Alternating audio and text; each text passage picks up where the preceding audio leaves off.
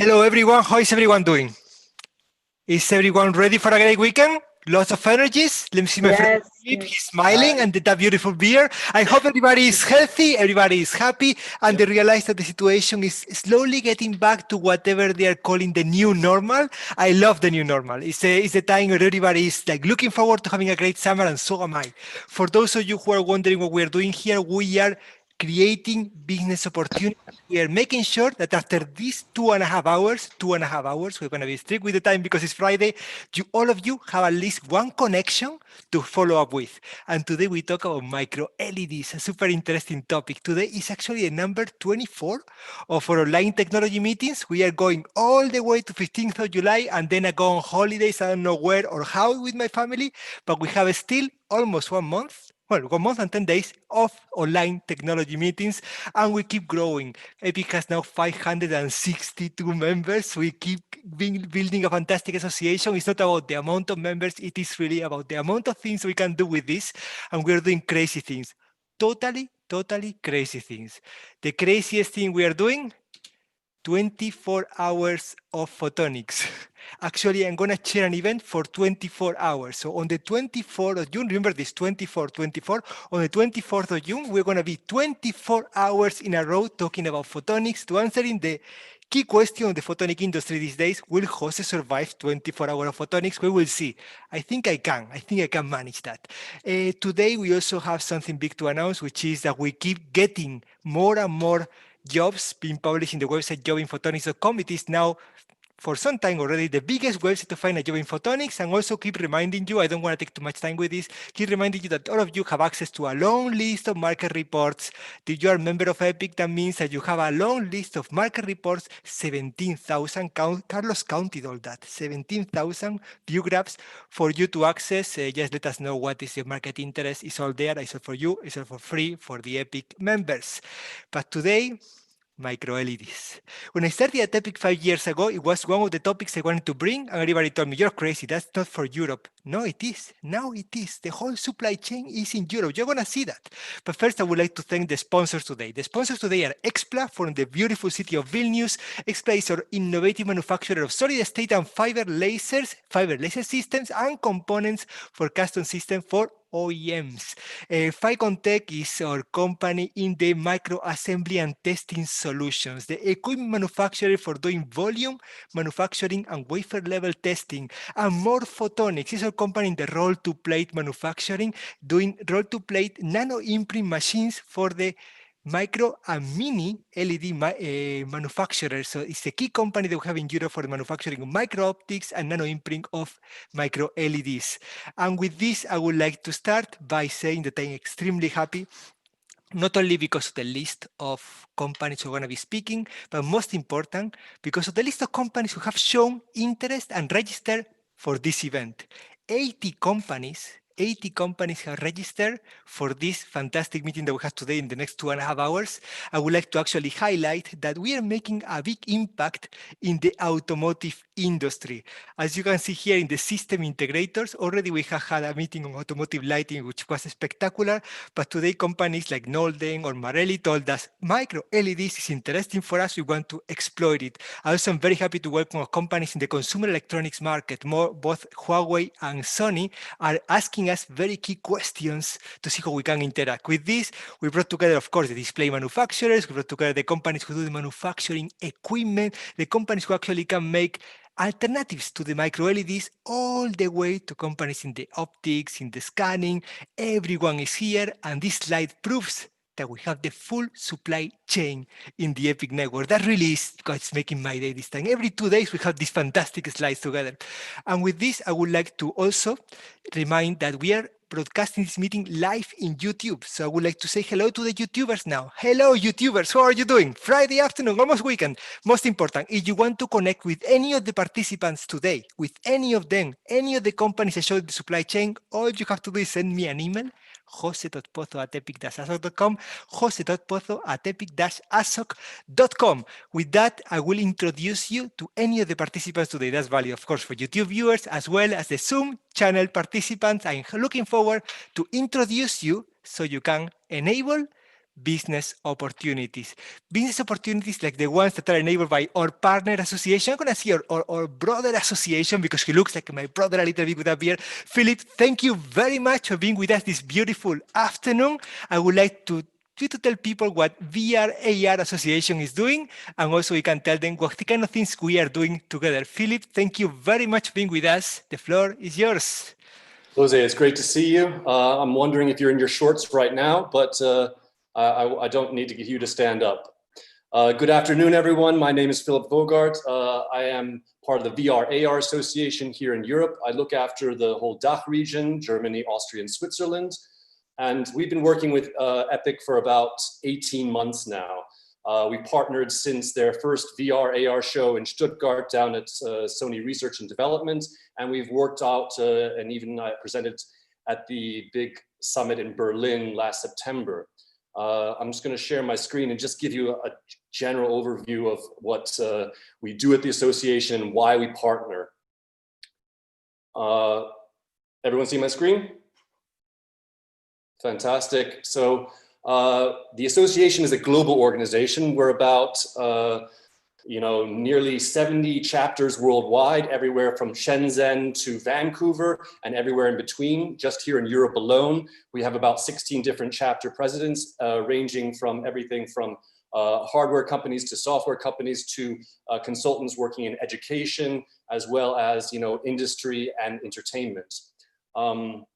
Additionally, we work with Epic in trying to create value for our members in the same way by connecting and trying to educate and foster research, as well as do other events. We just finished our own global summit on Wednesday at 1 a.m. CET time, so I'm a bit knackered.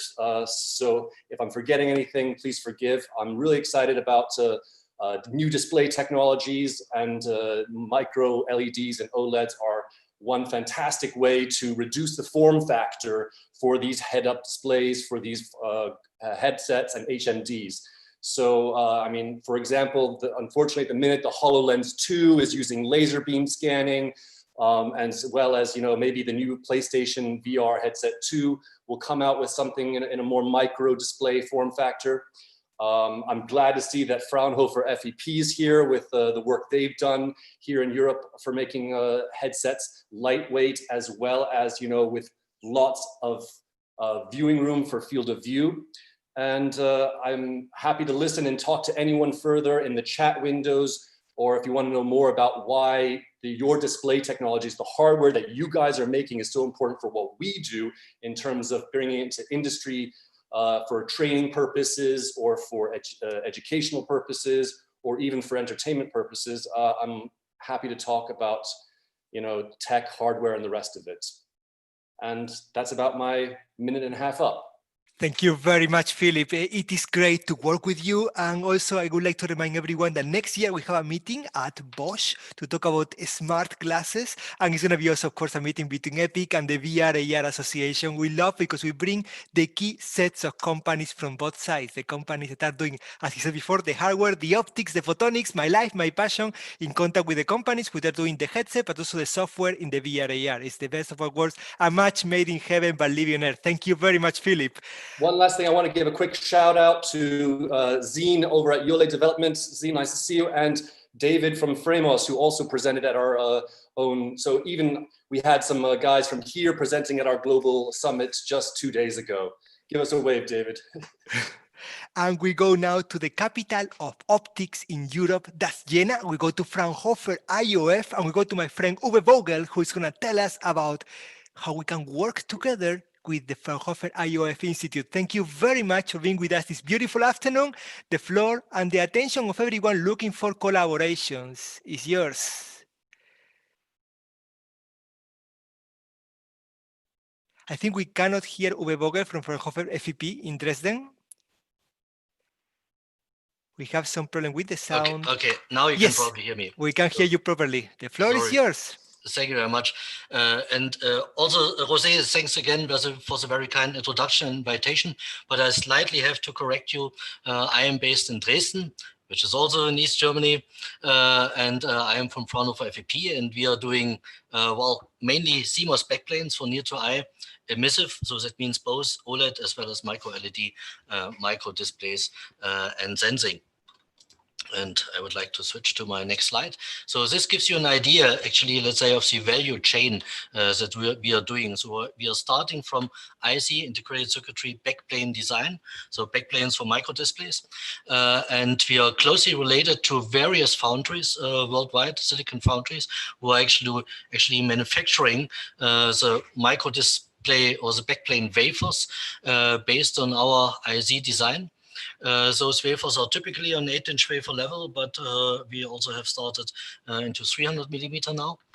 And specifically for OLED, we do our own front plane integration on those 8-inch wafers that have been delivered based on our design from the silicon foundry to us into our 8-inch wafer processing line. So there's actually an X on silicon post-processing line where we mainly process OLED nowadays and OPD, organic photodiodes, but we also have some capabilities for other front plane materials. And of course, let's say the IC design, the foundry backend, or let's say the foundry relationship, and also the electro-optical testing, as well as also the related electronic system design and software development, for instance, for embedded eye tracking in such a so-called bidirectional micro display.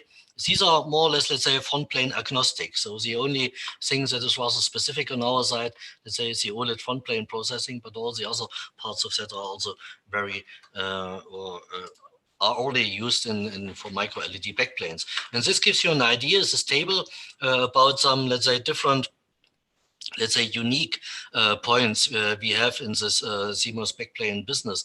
So one is mainly related to ultra low power backplanes. You know, most of the micro displays on the market are nowadays video displays. So they show or they display frame by frame, and typically very high frame rates are required, 120 Hertz or higher. But very high frame rates at very high definitions, and specifically also, let's say, rather high luminance always comes with rather high power dissipation requirements. And here we have developed a platform that really enables a backplane power dissipation that is in the microwatt range, whereas just those emissive or those pixels that are emitting at a certain point in time just count for the overall power dissipation. And with this, we come out with micro displays at about 0.2 inch screen diagonal in the 1 to 3 milliwatt range. This is, let's say, a significant difference to the hundreds of milliwatts you typically have. We also have a rather unique position in so-called bidirectional micro displays. So these are backplanes that comprise both the display pixel circuitry as well as image sensor circuitry on the same chip and intersected with each other. And this is, for instance, on a 0.6 inch screen diagonal at SVGA resolution. And specifically for AR as well as VR applications, we also have backplanes that are also 0.6 inch as well as 1.0 inch. The latter one at WUXGA resolution. And if you look at the current densities that can be achieved on those backplanes, for instance, also the 2.3 amps that we have here, or the 3.6 amps per square centimeter that we have here, these are backplanes that are also nicely fitting for micro LED design. So where it is heading, of course, high brightness is always it's also a motivation for using micro LED on CMOS backplanes, of course, for micro displays. So specifically smart glasses, AR in see-through conditions. So one of the directions also to embed, let's say, more bidirectional features, for instance, the eye tracking into a chip itself. High resolution, of course, for more content, but also for 3D light field holographic displays. You know, millions of millions or hundreds of millions of pixels there, but on the other hand also towards smaller chip sizes related to lower costs. We are also working on emission outside the visible, so UV and near infrared, and obviously also with non-OLED sources, quantum dots, micro LED. And we are also keen on developing, let's say, new form factors, for instance, non-square shapes, irregular pixel arrays, transparent backplanes, as you can imagine over there. and also displays with curved surface. Last but not least, here are my contact details. And of course, we are looking for partners. We are ready to collaborate for customer and application-specific devices for AR, VR, imagers, sensors, also some lab-on-chip application based on the same technology. Of course, system application integration, optics, electronics, communication, manufacturing. We are also doing pilot fabrication of those backplanes and also front plane integration. And obviously, most often we collaborate with industry in privately funded projects, but also in publicly funded collaborative projects, for instance, by EC funding. And finally, those projects typically go into technology transfer and licensing. Thank you for paying attention. Thank you so much, Uwe. That was an excellent talk and so very futuristic. It's excellent. Let me see. Now we heard that you're open for partnership, and I would like to know if we have a question from the audience first. If you have a question, you can do this. All right, I have a question on the chat, and we can answer you. Yeah, please. Ficontec. Hi, Uwe. Greg from Ficontec. You mentioned electro-optical test on one of your slides. Can you divulge? What are you doing there? Okay, well, maybe, can I get the screen again? Yes, I can take it, I think. Okay, let me go back. You mean this one? So, I mean, yes. What we do, I mean, you know that we are doing the CMOS backplane design, IC design that is, let's say, that can be used for either, let's say, micro-LED, OLED, LCOS, or whatever front planes. The OLED front plane processing we do on our own regularly, everything on 8-inch wafer level. And by electro-optical testing, we actually have, let's say, two general directions. One is wafer level testing. So at the end of the line of the OLED or whatever X on silicon post-processing, and specifically if it's emissive, we can perform wafer level testing. So as you can imagine here, we have probes, or let's say actually probe cards with many needles, and these needles contact the individual pads on such a micro display, and you can perform mixed signals, so that means analog signals as well as digital testing. Also, let's say, we have scan passes or those things where you can actually test the backplane circuitry functionality in combination with the whatever emissive or modulating front plane, let's say, functionality. So it means in case of OLED or in case of micro-LED, we can characterize individual pixel defects, we can characterize this emissive spectrum and those things. And of course, the wafer level test is one direction, and the other thing is then, let's say, device level test, also, for instance, with respect to lifetime and those parameters. Thank you so much. I'm very happy that I see Michel from Marelli who joined the meeting, and this is your second meeting. Thank you so much for joining us, Michel. Welcome. So you will find here what you're looking for, I bet. Thank you very much. Excellent. So if you don't have more questions, please. Oh yeah, Alexander from Alert. Yes, thank you very much, Dr. Vogel. We share companies, Dresden, and to be honest, I was not aware that you're working on this. So So if you please make the mic a little closer to your mouth, because yeah. I'm sorry. Is it better now? Yeah. Better now? Yeah. Okay, Dr. Vogel, I have one question. What is the switching frequency you can in your drivers, and could you also work with inorganic LEDs? Yes, of course. I mean. We can also work with inorganic LEDs. I mean, what I did not mention so far is specifically, maybe I can put this slide back. It's the same ones that you have already seen. What I did not mention too much is the CMOS backend. So you can imagine, I mean, we typically integrate organic layers, organic semiconductor layers on top of the top metal layer of the CMOS silicon backplane wafer. So that means the top metal layer is the bottom electrode for our OLEDs typically, and let's say for the OLED front plane processing that we do ourselves in our line. For micro LED, of course, the situation is a bit similar. I mean, it's not completely similar. We have already gained several experience in that direction, but at least let's say, as a modification of the CMOS backend interface that you need is something that we regularly do together with a foundry supplier to get an, let's say, a CMOS backend, as we call it, that is compatible to the micro-LED or to the OLED in our case, or LCOS or whatever. And the other question was related to the frequency. For instance, the 1-inch WUXGA that I showed here, that gives a 120 Hertz frame rate. That is also true for the other devices.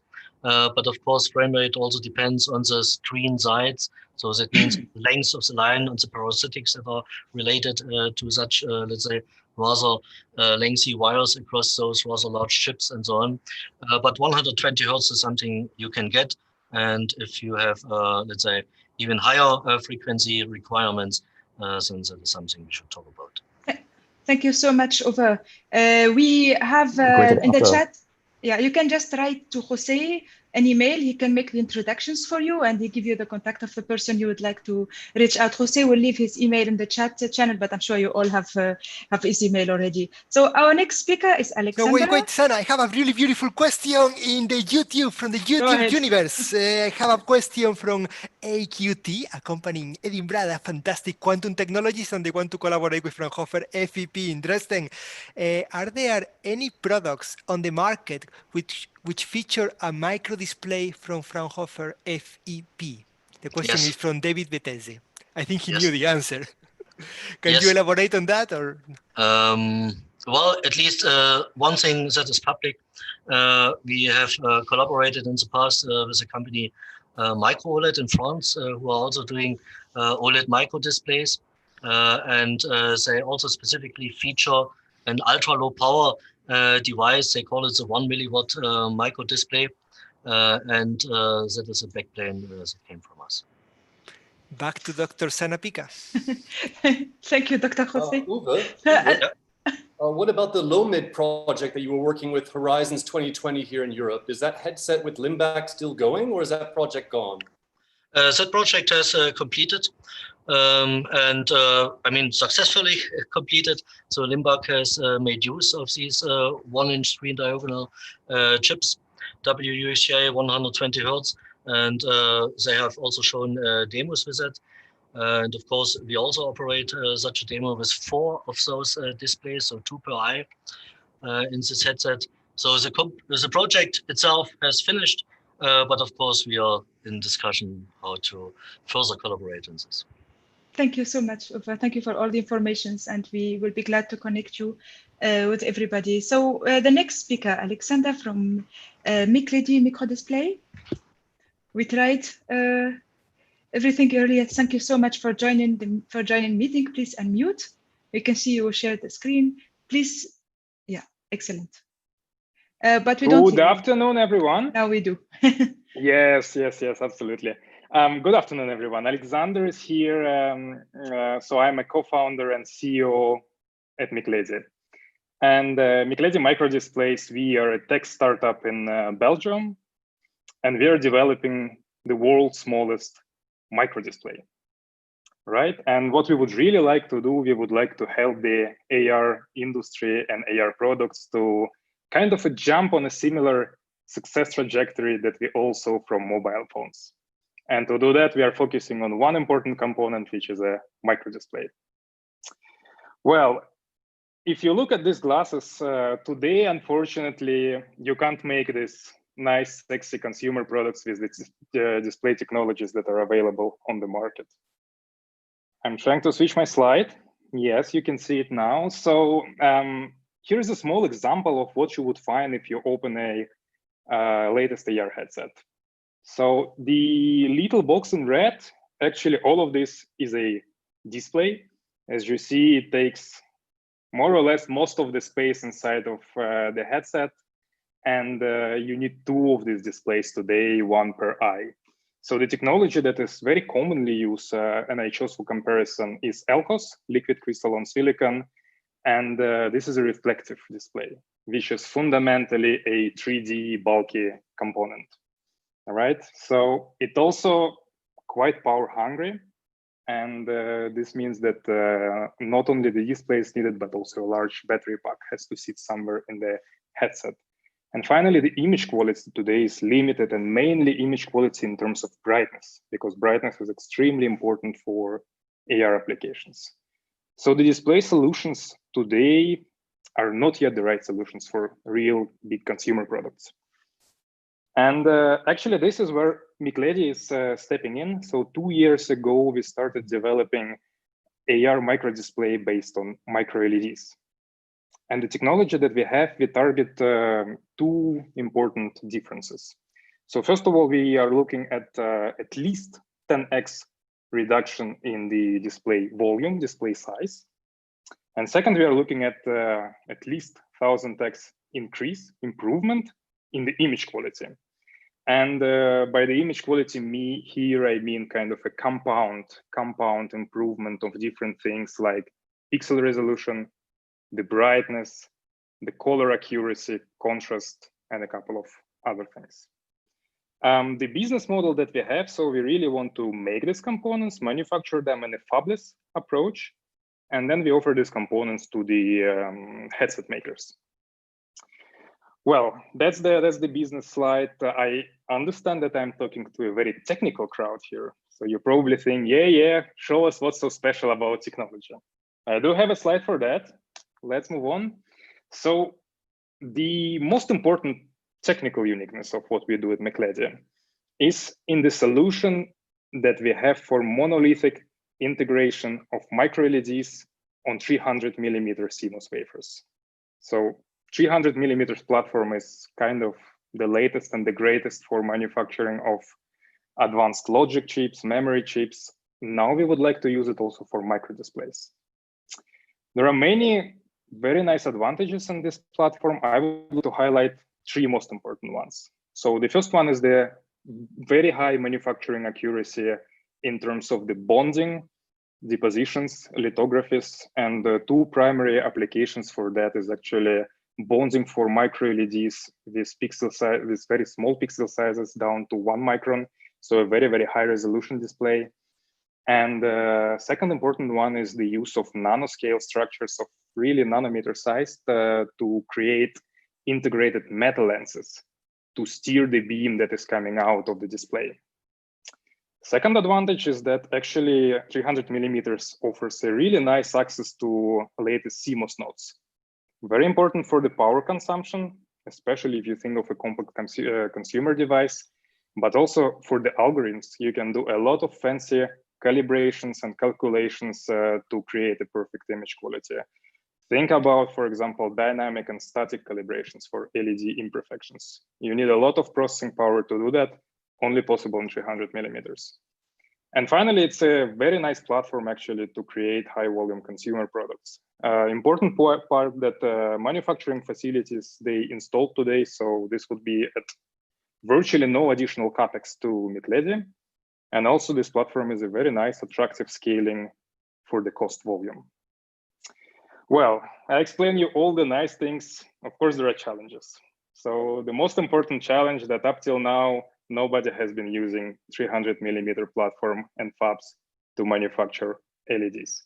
And if you want to put an LED process in such a fab, it has to undergo a significant tuning in terms of the materials used, metal electrodes, process conditions, process chemicals, a lot of things.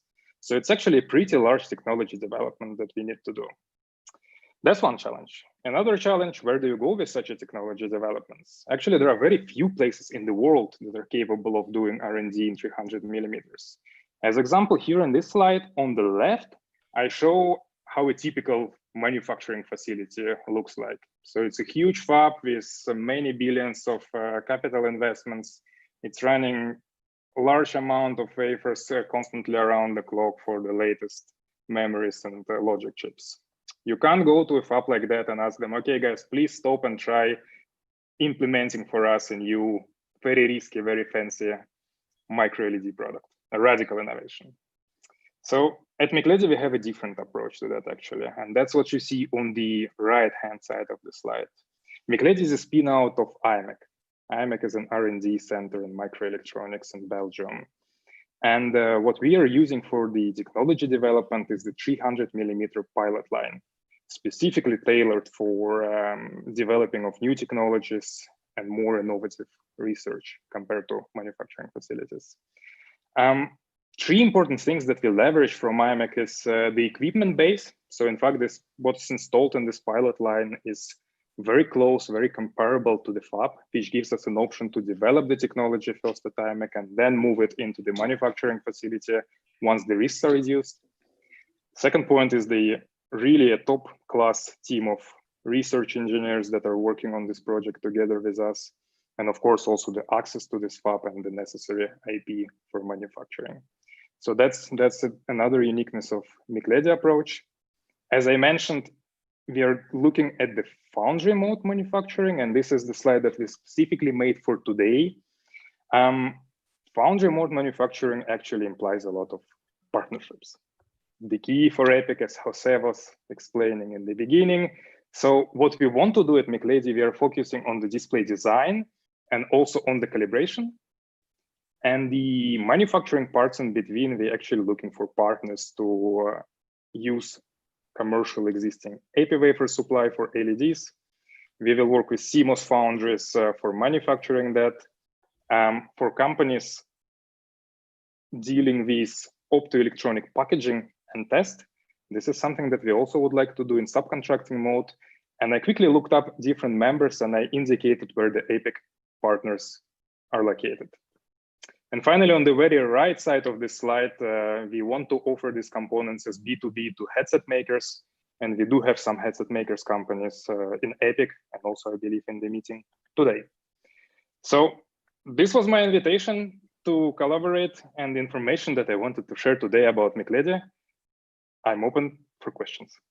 Thank you. Thank you very much. I just love when people make their supply chain based on companies that they can contact in the association. And also I understand that you did already your homework and you know which ones you want to cooperate with and you want to collaborate. Actually, we have quite a good set of companies today in the room. And many of them, I think there is obvious room for collaboration with you. I think one of the key ones could be to work with the companies who are in the scaling up to volume production. And we have the unique opportunity to have a person from Global Foundries in the room. Thank you very much for joining today, this beautiful afternoon here in the Netherlands. What did you expect out of a meeting with key companies in the supply chain of micro-LEDs, and what is the interest on Global Foundries on this meeting? Well, micro-LED is still very new in this area, especially MicLED have the great ambitions to move directly to 300 millimeters. That actually is very exciting. And I would really want to see success because that will be enable the entire supply chain in a much faster way. It will reduce everything, including the cost. And of course, if MicLED able to solve all of the technical issues and able to work together, for example, as the we have mentioned, maybe even working with Global Foundries, then together we definitely can speed up. Definitely, there is some room for collaboration. We'd like to thank you very much for joining the meeting today. Actually, Alex, I have a question from the YouTube universe. I'm going to go to our friend Nuno Edgar Fernandez, which is an analyst and consultant of different markets.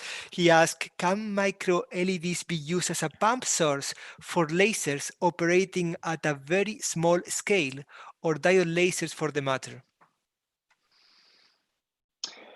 Thank you for the question from the YouTube universe. I'm not sure that I fully understand the meaning of that. What I would like to say that, at least from MICLEDI perspective, we are very focused on one application. We are really going after AR. Indeed, it's true that micro-LEDs have a variety of different use cases from smartwatch, TV, all these things. We are the experts in AR. So I maybe leave this opportunity to answer to other experts on the call. And that's a good one. We are going to get different kinds of power, but we're never going to be coherent. So I don't think we can actually pump any laser. But further, more than that, I would like to ask a question to the companies who are doing the testing, which seems to be kind of the ideal partnership that we have here. We have a person from Ficontec in the room, I think all the way from beautiful city of Aachen, my very good friend from Ficontec.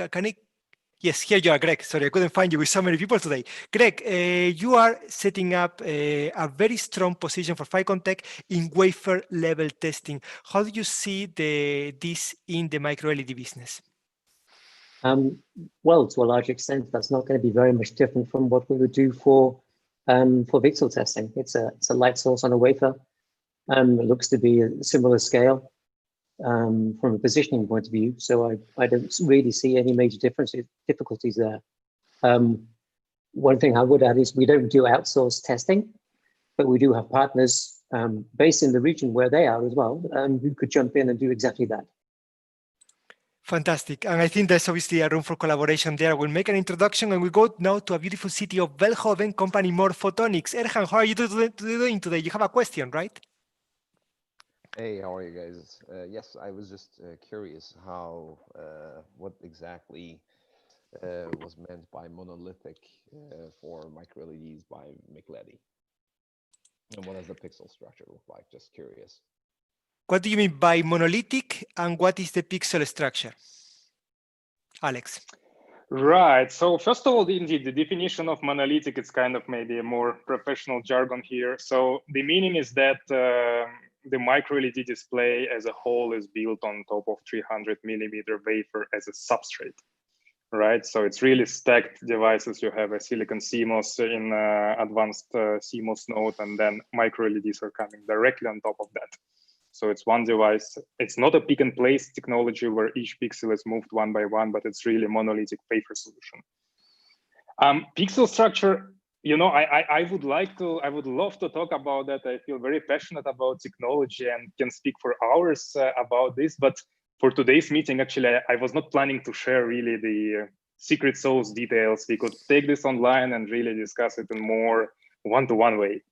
These meetings are not supposed to be meetings for educating people of what is happening, but trying to find collaborations. So, of course, under NDA, you are looking forward to collaborate with many of the things. Of course, we understand that you couldn't share, but the clear message is that you are moving micro-LEDs to 300 millimeter based on the 20-year track record of FIMEC, positioning a very mature, stable process on this. And the future is extremely bright from MICLEDI. I am very happy that you are in EPIC. Thank you very much, Alex, for a great presentation. We move to the next speaker, and you guys, I hope you guys are ready to see something very special now. Fourth DD is one of the key companies that we have making a difference in EPIC, and I am very happy to welcome the CEO, Greg Truman, to the stage now. Thank you very much for being with us. The floor and the attention of everyone is yours. Good afternoon. I hope you can see the slide deck. Crystal clear. Good. Okay, so I'm talking specifically about microdisplays and specifically about the applications of microdisplays. Obviously, with 20 years plus experience in the microdisplay industry, getting it down to 3 PowerPoint slides was a bit of a challenge. So I apologize if it's a quick canter. Fourth Dimension Displays is part of a US company called Kopin Corporation. And specifically, we have a grouping called Kopin Government Industrial Imaging. About 120 of us in total. And I, within that, have a number of roles, one of which is to run Fourth Dimension Displays in Scotland.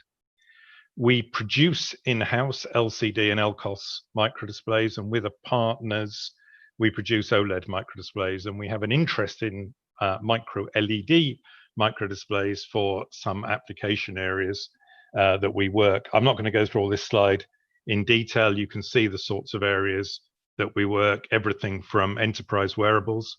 We supply the display for Google Glass, right through firefighters masks, the Scott Safety, 3M Scott Safety Scott site, right through to pilots' helmets and thermal imaging. And in particular, I want to speak about pilot helmets, pilot HMDs today, because for a couple of reasons. Firstly, very high requirements in terms of specification and performance. And secondly, from a long experience in doing microdisplays, it's very difficult to go straight to high volume consumer products.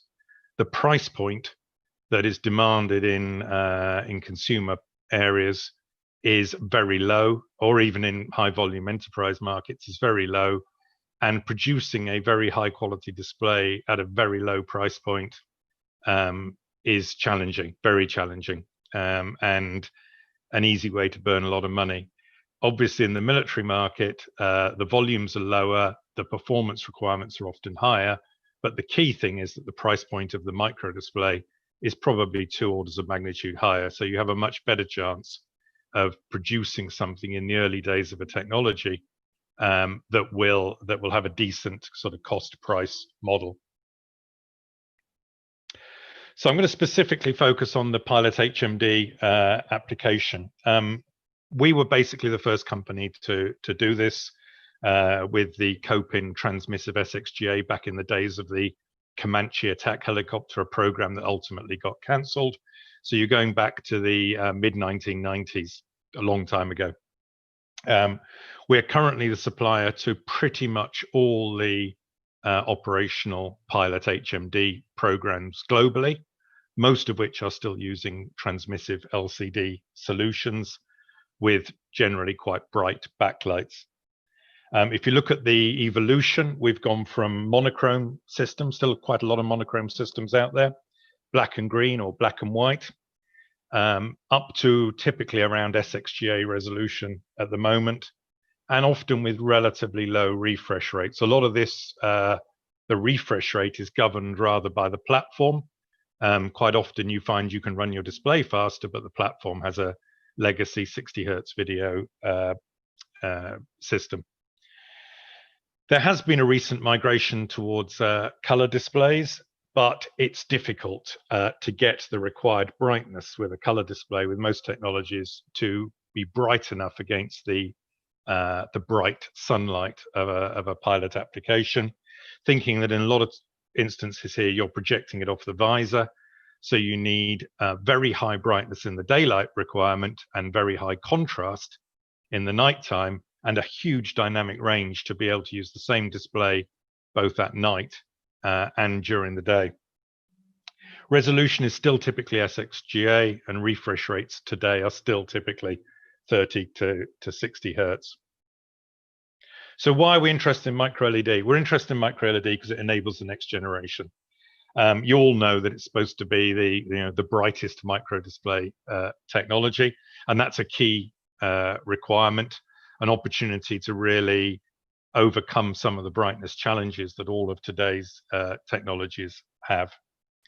We need to be able to get high symbol contrast against a bright ambient. The contrast ratio is not particularly important. What it needs to be is very bright.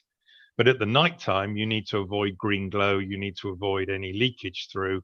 And you need to still be able to offer a high dynamic range, even with the maximum brightness being very low.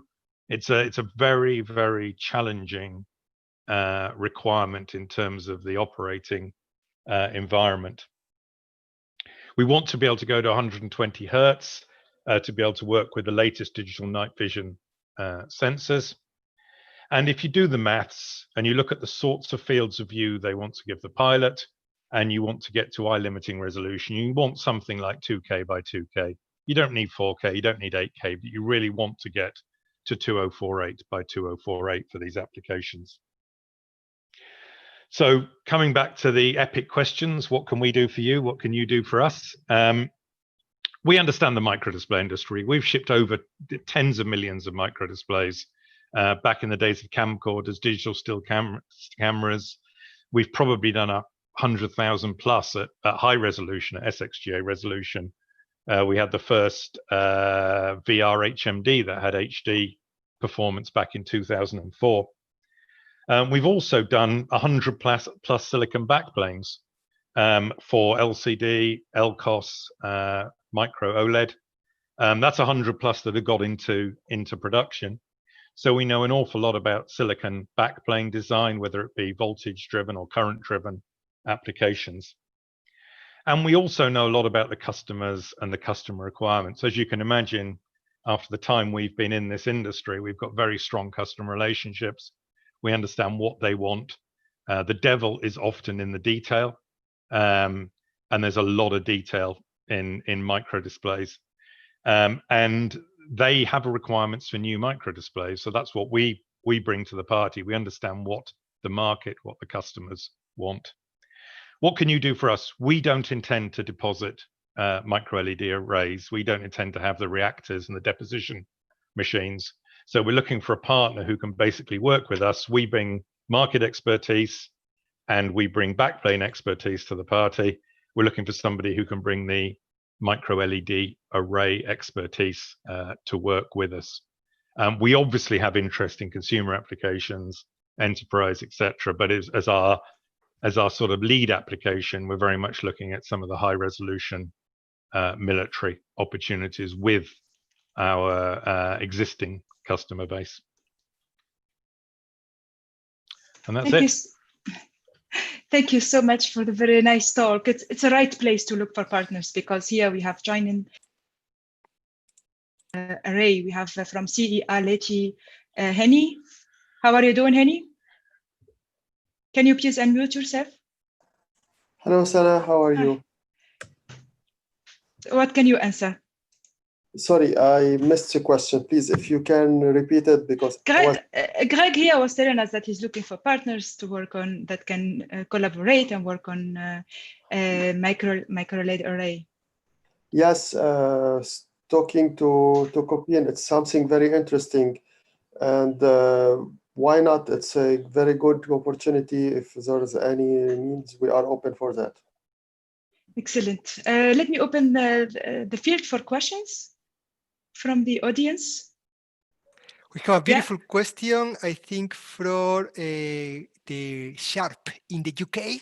He posted a question in the YouTube channel, so I'm going to read it for you, Alex. My friend Alex Uding, he's wondering, are the size and weight requirements as strict for pilot production as they are for customer glasses? My experience is that pretty much all customers want high-performance microdisplays. I haven't, except with a few exceptions, on the whole, whether it's an enterprise wearable or a consumer product or a fighter pilot or a viewfinder for a camera, the requirements are very similar. Very, very low pixel defect density, good uniformity, etc., etc.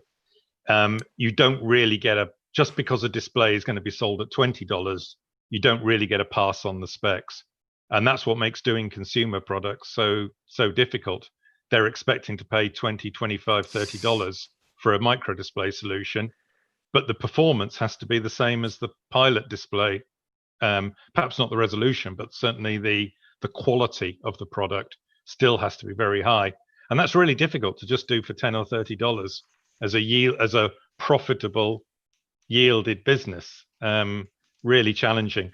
And that's why at the moment for micro-LED, with the relatively early stage of the industry and the development, that's why we're focusing on the more niche applications with the higher price points. It is very interesting to know about the challenge to go to the end user. Consumer is a difficult market. How is the automotive market being positioned for the? That's a horrible market. My advice to everybody is never go near the automotive market. Oh, prices are very low. Quality demands are very high. Yeah. Oh, this is the wrong audience to say that, because I was going to introduce I'm just being realistic about it. Sana, why don't we ask our automotive companies in the room right now what they think of this? Yeah, exactly. We have Fiat Research Center. Please unmute yourself, Marie. I unmute. Hello to everybody. Hello to Hanikani, who I was speaking with him a few minutes ago. Well, the position of Fiat. Can I share my screen? Yes. And show you? Yes, of course. Okay. So on the bottom you have the excellent. Very good. Yes. Desktop. Epic.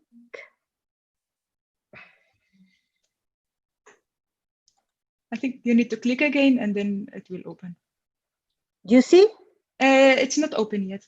Maybe you're sharing the wrong screen. I don't know. I think you're sharing the wrong. Do you have two screens in front of you? No. All right. So you can actually choose the screen you want to display.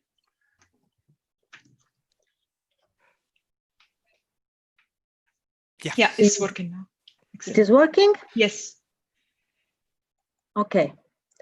So in these slides, you can see our needs, our targets, our priorities for the automotive display trends.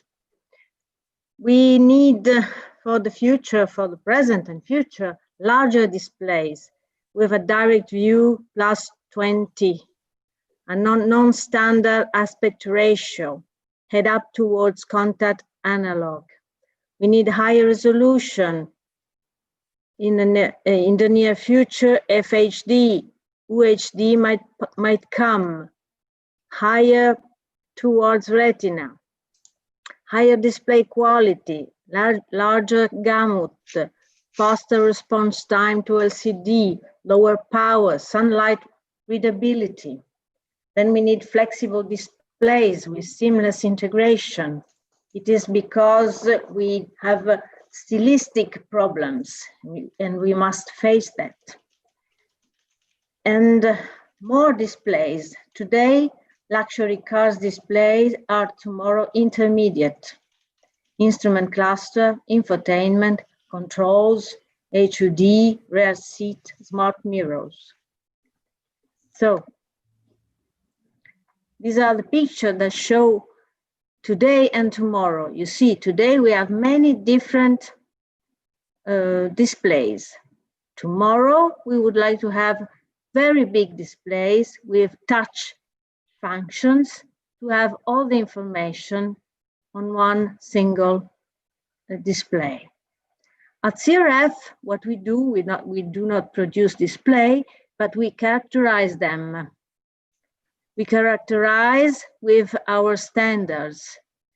With our standards, we measure brightness, color, luminance, uniformity, pixel and line defects, black mura, sparkle, mura, image sticking, view angle, LED mura.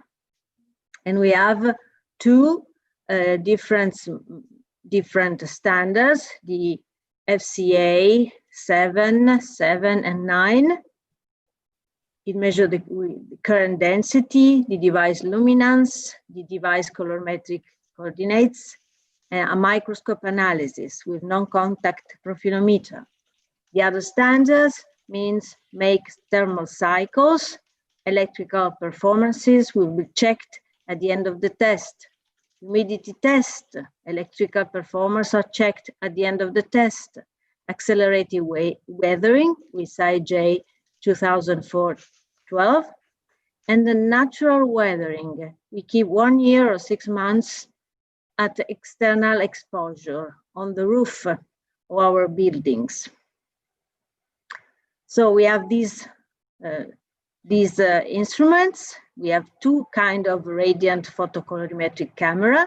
We have a conoscope lens to view angle performance measurement. We measure luminance, contrast, color gamut, mirror effect. We have a dark room. We measure the display characteristic in the dark room. And here you see with this spot, the black spot, the white spot, the required condition and our green pattern, perfect alignment between display and pixel array and camera pixel array. And this pattern on the left is used to verify condition 2 and 3. The white box must have known size, in this case, 40 per 40 pixels. So you see that from our point of view is the characterization. That's all. Thank you so much. Thank you so much for sharing your needs. And this is the right place to be, because Jose will be able to connect you with all EPIC members and everybody who can help you in all these requests. Also, from the automotive industry, I'm so happy that Marelli joined today. And also for this kind of applications, we have a pilot line in Europe on free-form micro-optics called Fabulous that EPIC is involved with. And for freeform, can you please unmute Ronaldo? Yes, I'm here. One of the applications is? One of the applications is automotive lighting. We have a partner, Hella, and there we target mainly headlamps. And I think that one theme for the micro LEDs is really that they allow miniaturization, and we would like to bring actually one level, one additional level, adding micro-optical elements that can allow the integration of these components and further miniaturization, or actually boosting the efficiency. So what we can do for the MicroLED community is to bring optical solutions that can boost the performances of the MicroLEDs for displays or for lighting application. We not only have actually Hella for the lighting, but we have also two companies for AR/VR. We have Limbach and MicroOLED that are partners and end users in the projects where we do micro optics for these two type of displays. Thank you, Sana. Thank you so much, Ronaldo. I put the link to Fabulous in the chat channel. And now we move to the next speaker. If we don't have more questions from YouTube, we move to the next speaker, Ruth from Morphotonics. Ruth is a friend of EPIC. You don't have the t-shirt today, Ruth. Please unmute. I unmute. Hi everybody. So I try to get you a brief insight. So first of all, thank you for, do you see that? Yeah, we see it. Okay, here we are. First of all, thank you very much. So I just realized that Jose put me to the to another section. So we are in fact also a hardware supplier. So here you see our hardware working here and in Asia, of course. And what we talk about today is about 3D lithography for optoelectronic packaging. Okay, you can go on a full screen mode and you can start. That is full screen. It's in the full screen mode. No, not yet. You can click on full screen and you can see. Yeah, but I cannot full screen as it full screen is. It's okay. We still can see it. Go ahead. Sorry. No, this is full screen for me. So I think you might be sharing the wrong screen. And of course, Multiphoton makes a fantastic 3D printing equipment. Sorry, my apologies for that. But I think you have two screens in front of you, right? No, I only have one screen. Okay, you are sharing the wrong, okay. So Let's go ahead. Yeah, okay. go Is ahead. it there? Can you go see? Ahead. We can see well enough. I try that again. Okay. I don't know why that Ruth is one of my favorite CEOs in EPIC, and she does fantastic technology in the micro optics fabrication, but also 3D printing of nanometer scale resolution. Really quite fantastic technology that she's about to present. Full screen, Jose? Full screen enough.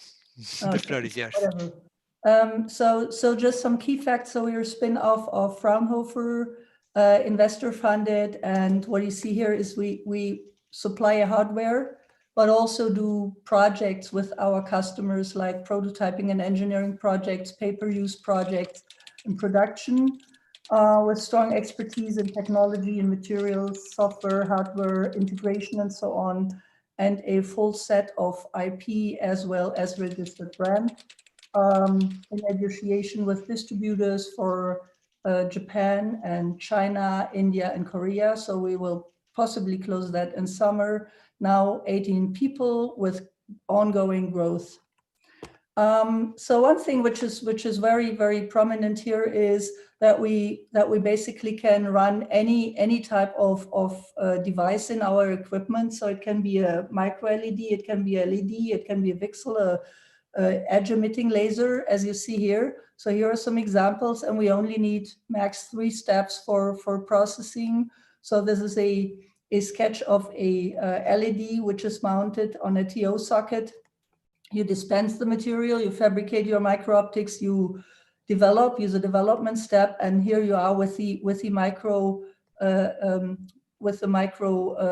lens on top of it. So this is on top of an LED, on top of a VCSEL, and on top of an edge emitting laser. So the sizes here are about 25 micron, also around 20 micron, and here it's about 2 micron of the facet. So then you're done with your process and you can directly use it.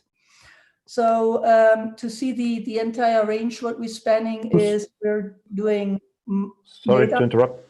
I think Hello? you're on screen, at least to me, that you're still sharing with first slide to just press escape, go through the slides in the PowerPoint.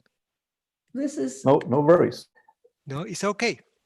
We are all okay. We are all healthy. We are all happy. We are all smiling. We can do this. Yeah, but this is actually extremely weird. So I really do not do not understand why that happens today, because I had a similar thing. I tried that again. So probably my computer doesn't want to be. Your computer wants to start the weekend, I'm sure. So it's. Pardon me?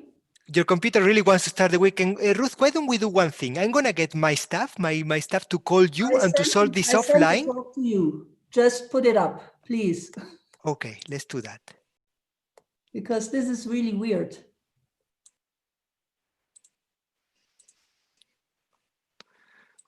Because we also tried that. That is the weirdest thing, because we tried that. Right, Sana? Just 1 second, we're gonna find it. Everybody's healthy, everybody's okay. Actually, meanwhile, we have a question that we didn't answer earlier. I'm gonna go back to that question from OptInvent. What is meant by head up towards contact analog? I also don't know what that means.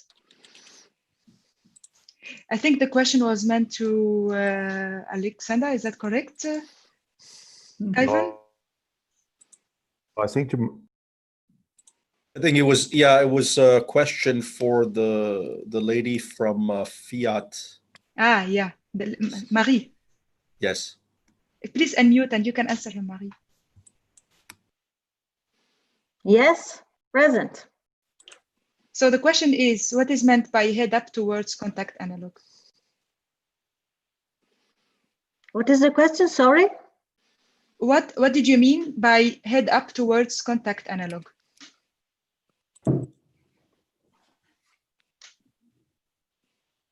Yes, just a moment. I think it was on your first slide. You were describing the future kind of displays. Yes, yes, yes. Desktop.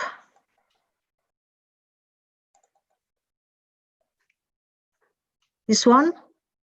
You are again. we should use only one screen. It's okay.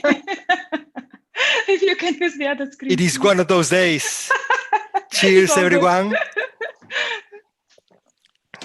Let's go back to that. I have the presentation, the beautiful presentation from Multiphoton, ready for business, ready to rock, and I want to hear my rock star really enjoying the stage the way that she deserves. Ruth Houbertz, CEO of Multiphoton Optics, the floor and my friendship are yours. Ruth, please unmute. Yes, we heard the presentation. Myself. I'm already unmuted, and now I cannot. Now he will go to the slide where. Please go to the third slide. Yeah, that kills me. Oh, okay. So we take that one. We had that already. So what we principally can do is we can basically work on any component, whether it's mounted, whether it's on wafer scale, whether it's on a 300 millimeter wafer, or whether it's on a 4-inch wafer. We don't care. And I cannot move the. Can you just go to the? Thank you so much. So what we basically have here is we can scale our sizes of the structures. So coming from let's say meta atom application or meta lens application to make things very light and very thin actually. So here for the example, first example is a structure of a focusing meta lens, of a refractive meta lens, which whose size is height level is about 1.1 micron or so, and then going up to the micro, the meso, and the macro range, or from spherical to freeform to arrays to wafer level. Please, the next slide. So to see what we actually can do for the community, we can use this example of a edge emitting laser, which is mounted into a butterfly package, including all the optical devices and all the necessary parts. And what we did is we did a significant miniaturization and a significant reduction in process steps and cost, which you can see on the right-hand side. So the laser is already mounted on the C mount, and we have created a very teeny micro lens on top of the facet with direct writing. So this is a very fast process, and it can be very nicely automated. And if you just hit the button again, Jose, thank you so much. No, yes, go back. Thanks a lot. So what we basically can do is we can scale up that up to production. And the major feature here is that all the components we delivered is tested for about 10,000 hours in use in the testing beats of Nanoplast. So that is very, very, very unique and very interesting. And that is related to the unique combination of materials which we use and which I know very well because these are licensed out to be commercially available by my former employer Fraunhofer at the time I was still there, and the strategies we have to fabricate these types of structures. So with that, I would like to go to my final slide where you can actually see a part of the entire zoo. So most of the examples I show there are related to industrial projects. Some are just fun, like the one with the little figure here, or some are from the life science department with scaffolds and so on. And with that, I would like to conclude. I'm very open to your questions. So major thing here is to take with you is we assist you in making things easy, simple, flat, cheap, and also useful and multifunctional at the same time. So with that, I would like to close. Thank you so much. Thank you very much, Ruth. And my apologies for the little IT issues here, but everything is solved and the performance was delivered. Before I give the floor to people who want to ask you questions, I have something to say. Multiphoton is making a big, big impact in this industry, bringing the two-photon polymerization to production and even to consumer electronic scale. So I'm really happy that you see MicroLEDs as a business opportunity, and I think we have a person from Italy who agrees with me. Thank you very much from Enea, Frances, to join us today. Okay, can you hear me? Loud and clear. Okay, thank you, Jose, for your energy.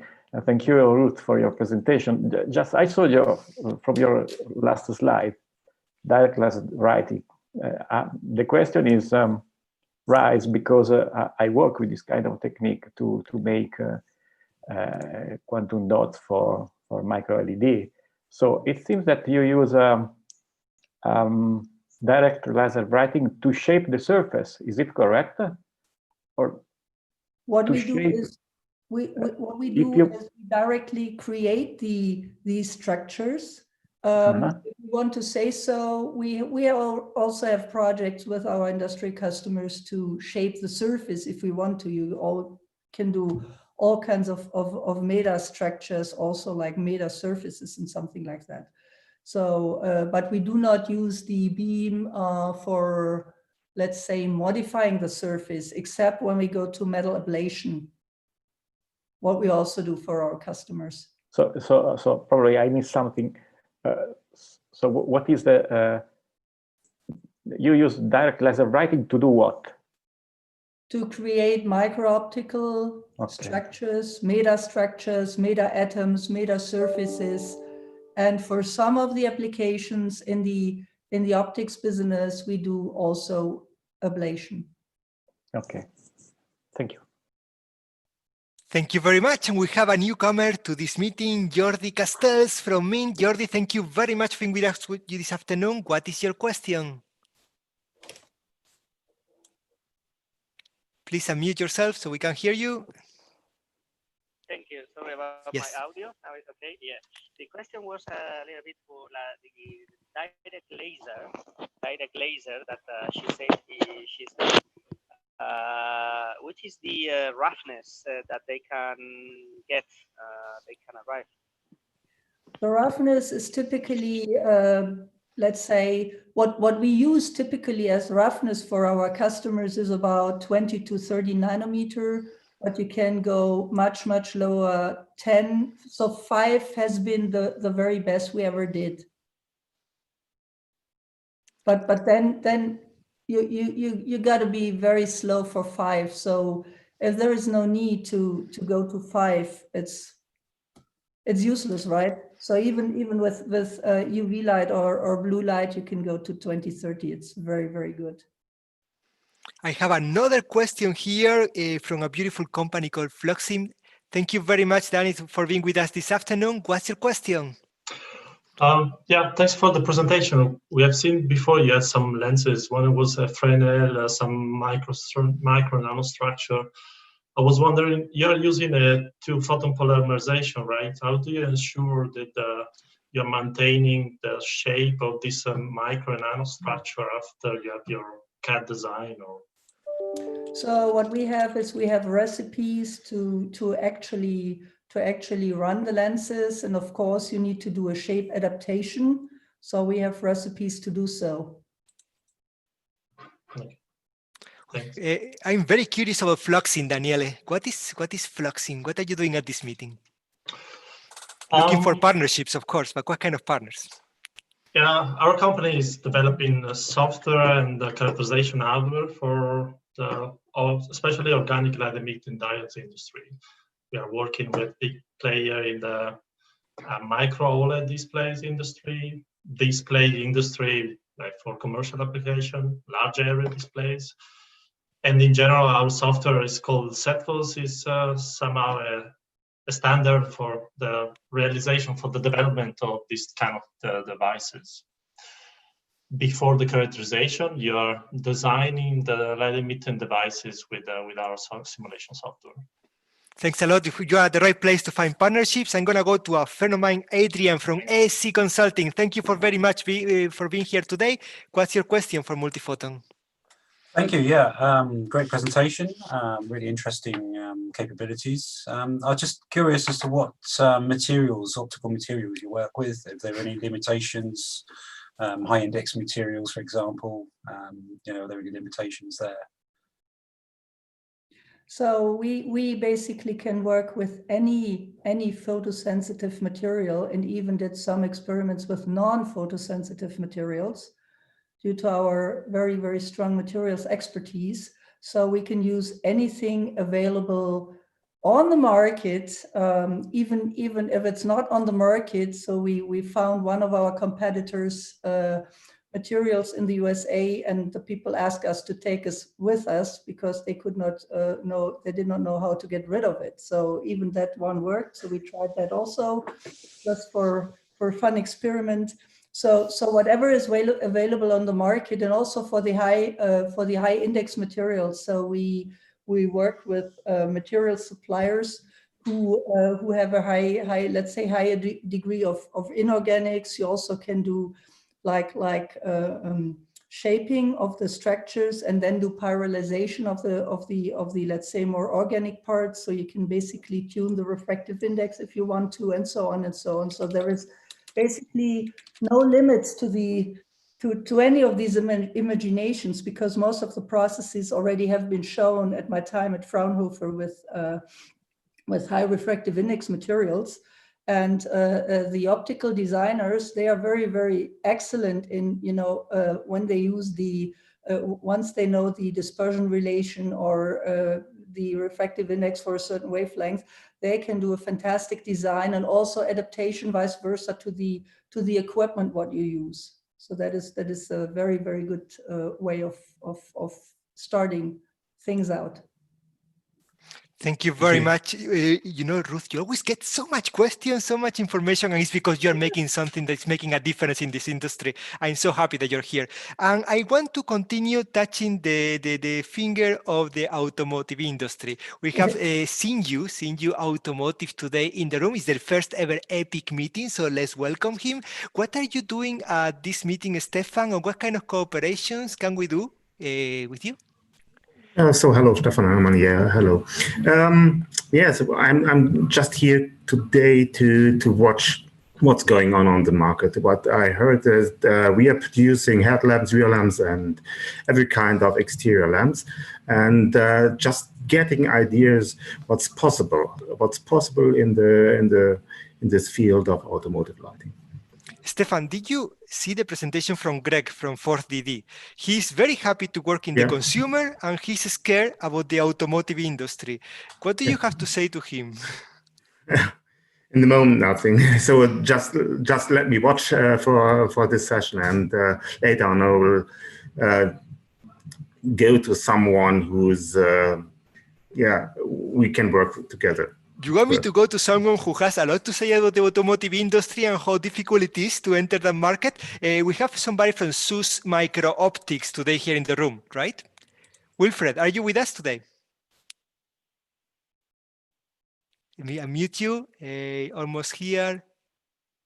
Unmute. Yes. Wilfred, hello. Did you see what my friend Greg said? He said consumer is okay, but don't go into the automotive. That's difficult stuff. That's serious words. SUSE has invested heavily on being automotive qualified and is developing micro optics for a high-end car for the carpet. How do you see this market in the micro LED business? So, I mean, we would love to work with the micro LED business. So automotive is tough. We had some learning curve there, but we like doing it. We like it very much, and it's booming. So we get more and more requests, and we work with more and more companies. It's really great. So we hope to have some similar accelerator application with micro LEDs. We could print optics directly on the micro LEDs. This is a scalable process. It's a wafer level process. We could do a lot of stuff that maybe increase efficiency of the micro LEDs, does beam shaping of micro LEDs. There's a lot of options available, similar to what Orlando already explained in the context of Fabulous. Yes, I see it. I'm not scared of micro LEDs. I would love to work with micro LEDs. I'm scared of the price that is being pushed by the integrators, but we're going to come back after a couple of presentations to that. But I'm scared of that part. And we're going to go to Berlin, and we're going to go to Finetech. If you ever had the chance of visiting this company, you would be amazed of how they are taking passive alignment to the next stage and the flip chip technology that they can develop for many applications, but they are looking today at the micro LED market. Thomas, thank you very much for being with us this afternoon. Tell us how we can help you be even better than you already are. The floor is yours. Good afternoon, and thank you for organizing this nice events. I watched a few of them already, and thank you also for having the opportunity to have this presentation today. I must share the screen now. Can you hear me? Loud and clear. Very good, because I have a quite bad connection today. We see you, we hear you perfectly. Okay, so let's go ahead. So who we are and what we are doing. But you are not yet sharing your screen. It's not shared? No, the green button at the end with the arrow up. Yeah, I know. Just 1 second.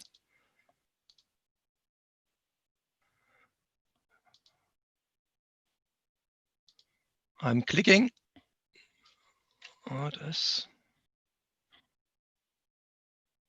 It's not shared? When you click, there should be a window with certain options of which screen to share. Yes. Did you see it? Now we are in business. Let's go to the beautiful world of assembly and packaging. The floor is yours. Okay, here we go. We are a manufacturer of bonders since nearly 30 years. And we are doing mainly bonders for R&D and for automated production. Here is our part of our product lines that we have. This is especially the sub-micron bonding line. So you can see here mainly 3 machines. The one is a tabletop system, the new Lambda 2. This is the new version of our existing Lambda, which is in the market already since 20 years. So it was perhaps the first sub-micron tabletop bonder in the world. We have 2 other machines here. The one is called the Fine Placer Sigma, also sub-micron capabilities. The difference mainly in between Lambda and Sigma is the working space. So the Sigma is able to handle 300 millimeter wafer size. Still a tabletop system, open architecture. And the right side, we have a machine, a fully automated machine with 0.3 micron at 3 sigma placement accuracy. What we are doing in the field of micro LEDs and how we define micro LEDs, I selected 3 different fields that we see or that we have seen in the past. one of the first projects we realized in micro-LEDs was the one that is listed here together with Newcastle University. It was the CENTRO project where they are doing this kind of very small optrodes for brain implants. And here we were faced first time to very, very small LEDs, such like 50 by 50 micron squared. And sorry, was the wrong bottom. And the first issues that we had was not about optical resolution or about placement accuracy. It was really about handling of those small components. Typically, we use standard pick-and-place tools made from steel or other materials having a vacuum hole in the middle. And we learned here when we tried to pick up such a component from a tray, it was nearly impossible. So we had to look for a lot of different alternative tool designs in order to be able to bond successfully in adhesive applications, but also in soldering applications.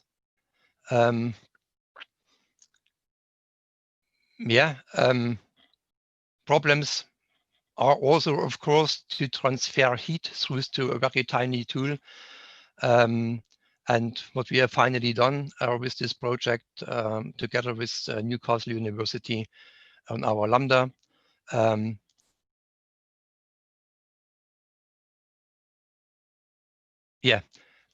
next field of applications is micro-LED array bonding. So it is not about production of those kind of displays or micro-LED arrays.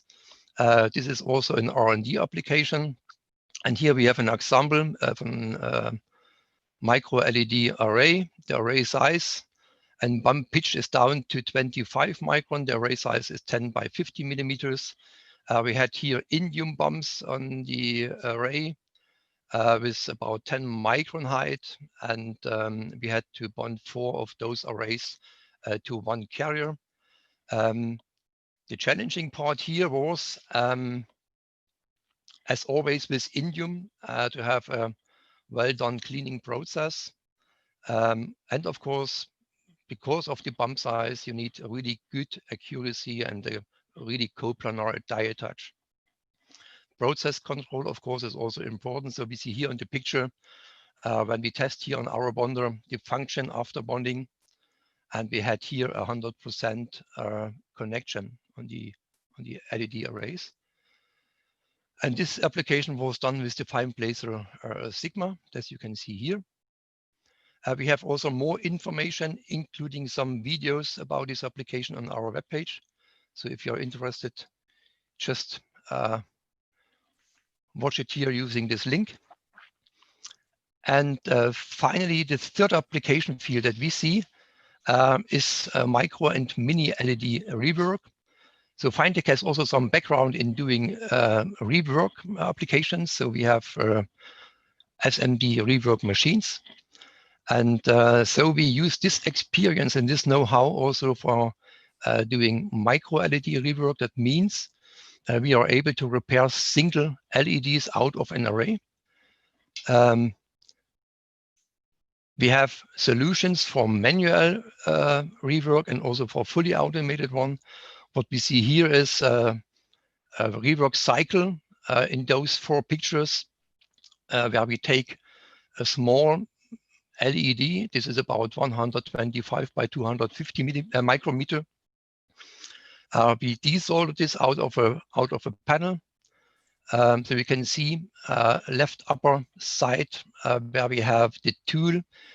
Just before desoldering, the upper right picture shows the components sucked off, and the pads are cleaned from solder residue.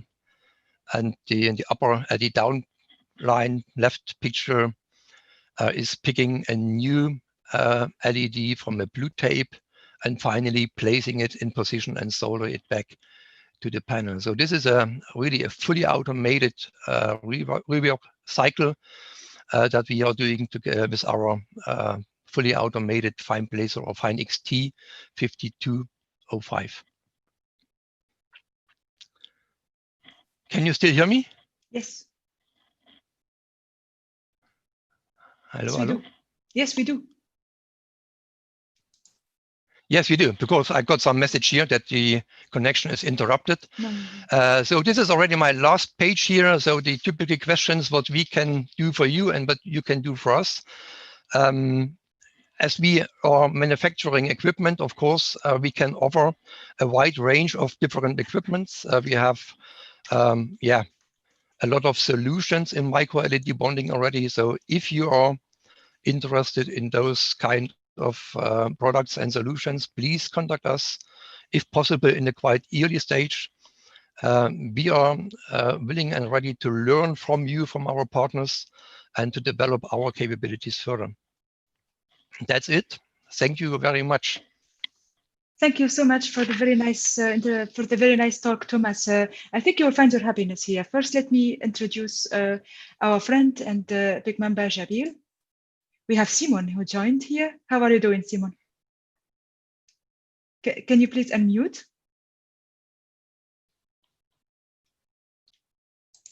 Simon, we don't hear you yet. You need to unmute.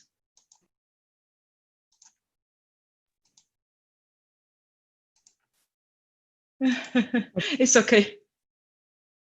Okay, then let me Can you hear me now? Yes, I do. I'm sorry. It's okay. Technical issues. Seems to be the meeting of the technical issues. Please repeat your question. So I wanted to introduce you. That's all. How are you doing? We are aware of Finetech. We use a lot of such kind of equipment, not specifically Finetech equipment, but we are always open and interested in high accuracy placement technologies. Excellent. And we also have here from Pozo, Dennis. How are you doing? Can you please unmute? Yeah, we can hear you now. Yes, good afternoon, everybody. Can you hear me? Yes. Yes, so thank you for this interesting webcast. We appreciate a lot of all of the speakers. We have a lot of interest in LED in general at Pozo. So because we are involved in, let's say, in photonics, very much involved in photonics. So very interesting to see what's happening on the sides of micro LEDs and how far this technology can go. Thank you so much. Let me see if we have questions to Thomas. Does anybody have a question? Please unmute yourself and speak because I can't see everybody. And okay, so in this case, we will move to the next talk. All the way from Taiwan, we have from Jasper Display. How are you doing, Lynn? I'm doing fine, thank you. So let me try to share my screen. We're looking forward to your talk. Okay. Can you see my screen now? Yeah, please go to the presentation mode and then we make sure it's the right screen. Can you see my screen? Yes, excellent. Okay. My name is T.I. Lin. I work for Jasper Display. Jasper Display is a small company headquartered in Taiwan, but we have an R&D center in Santa Clara, California. Even we are small, but we have 21 years of history, starting from high precision LCOS full HD display. But now we are migrating into offering LCOS phase application like the wavelength selective switching, light modulation, and so on. And also we are migrating into micro LED backplanes. So today I'm going to, today I'm going to talk more about the micro LED backplanes. Currently, we can support various sizes from 0.55 inch, 0.7 inch to 1.2 inch, from 3.74 micron pitch to 6.4 to 8 micron pitch. And resolution can do full HD and up to 4K. So we currently have micro LED customers targeting applications on like automotive matrix headlight, automotive HUD, AR, near eye, and other display applications. So they can pick any kind of target sizes, panel sizes, the pixel pitch to fit into their applications. And currently we offer 2 micro-LED starter kit for fast prototyping. One is ESP70A with a pixel pitch 8 micrometer. This mainly is being used for full HD monochrome or 960 by 540 color panel. The other one is called ESP70P, which with a 40 micrometer pitch. And we have it for a special application like 246 by 82 monochrome for automotive matrix headlamp applications. So these two can help our customer to do a fast prototyping, to test out their micro LED, to try to make a prototype product. And then the customer can define their custom chip based on the performances from this fast prototyping. So why do you choose, why does the company choose a Jasper display? I think the first reason is that we have a patented digital modulation. It's a very high precision control. We got overdrive for high response time. And our powerful modulation can be tailor-made for the custom applications for maximum efficiencies. And we have long time experiences from 8 micrometer pitch down to 3.74 micrometer pitch pixel. And the resolution can do from Full HD to 4K, 4000 by 2400 resolutions. And because of these past experiences, so we can do scalability very easily. We can support from 8 million pixel control down to 20,000 pixel for bigger size micro LED. Our design, we also have a preliminary design for the 0.35 inch using our 3.74 micrometer pitch, about 960 by 540 RGB color with MIPI control all in one chip. So we have this preliminary design for the AR applications, so just waiting for the customer to work with us. And certainly, like we said, we can support custom chip. Okay, let's move on to the next one. So in here, I want to talk about micro LED ecosystem. So Jasper display, we are here. Basically, we provide a smart silicon backplane. We have controller IC, we have driver board, we have various software tool, but we need a partner from the micro LED companies. So these are some of the companies that are well known: Glow, Nichia, Plessy, Luminous, Osram, Viewreal, Epistar, Source, Semiconductor, Plain Nitra. So we need to work with these companies so that we can create a micro LED panel, and then we give this panel to the system manufacturer, like Jabil, BenQ, Lilang, Fastcom, and so on, and then these system manufacturer can create the end product, like the automotive matrix headlamp, like the AR goggle, like the automotive HUD, or even in the future, a tiny projector using micro LED. So this end product will be provided to the end customer, the branding company here. So this is the ecosystem. And we are working with various companies. Some are from branding companies, some are from the OEM manufacturer, some are from the micro LED company. They are all talking to us to explore the possibility for micro LED in the future. So the last slide is, of course, what is the future for micro LED? We think the application, of course, we are talking about silicon-based, not glass-based. The application for the silicon-based micro LED will be, the first one that we see is automotive matrix headlamps. We are seeing a lot of requests recently on this one. And so we know it's a very hot trend now in the automotive industry. The second application is automotive HUD. Because of the micro LED ultra brightness, a lot of automotive companies think that micro LED is an ideal use for the HUD. And then, of course, the AR, HMD, see-through glasses. And then the micro LED projector in the future, if all the problem was solved, I think the micro-LED projector for the future for the home entertainment will be very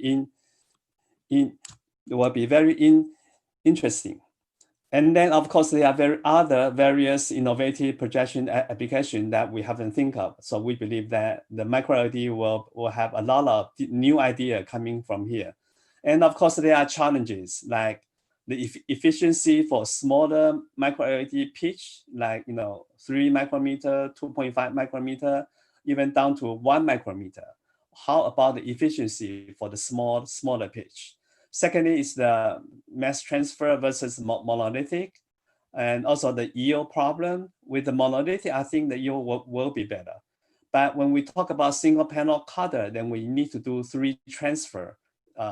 Even if you are using monolithic R, G, and B, we still need to have 3 transfer for the single panel cutter. So this is still a challenging for the yield. And then lastly, the micro-LED has some uniformity correction we need to do before it can make into the mass production.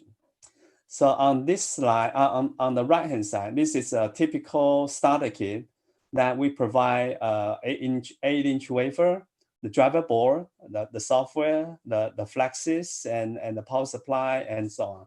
So the customer can use this starter kit for a fast prototyping. So let me go back to the ecosystem. My final word is that we are looking for company in the micro-LED company. We are looking for EMS manufacturer. We are also looking for branding company. If you are interested in exploring the micro-LED application, welcome to talk to us. Thank you for your time today. Thank you very much for a great presentation. It is great to have Jasper here. We are very much in touch with many people from your company in different application sectors. And I would like to explore some partnerships here. EPIC has now members all over the world. And one of our members is Dai Nippon Printing. I call them DNP. Thank you very much, Naoya, for joining today. What kind of cooperation do you expect out of this meeting, and how does the printing technology of DNP fits this industry? Okay, so basically our company is working on nanostructure on optical components using mostly nano imprint technology kind of things. So that, for example, somebody already talked about micro lenses or some kind of the DOE component for optical devices. So we are trying to working with those areas with our products and the technology. Thank you very much. I have introduced you already to many of the companies you have followed up, so I'm very happy to have DNP as a member of EPIC, as I'm happy to have the scanning technology of Augmented also in EPIC. You guys are fantastic. Thank you very much for joining this afternoon. Okay, and also our general manager will present some introduction in the future already. It's reserved. So please listen his talk. Yes, in the 24 hours of photonics, when we go there, we're going to have the presentation. Thank you very much. And I'm going to go to another EPIC member, Augmented. Stefan, thank you very much for joining this afternoon. How does Augmented see this market, and what kind of cooperations can we start with you?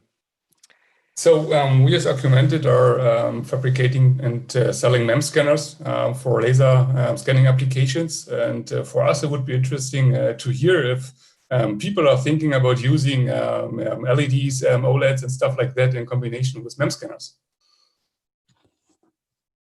Let's address this from Jasper Display. Jasper Displays normally focus on the back planes, now focus on the micro LEDs. Are you aware of interest for the MEMS scanner for scanning light, scanning beams? I think we have you muted or silent.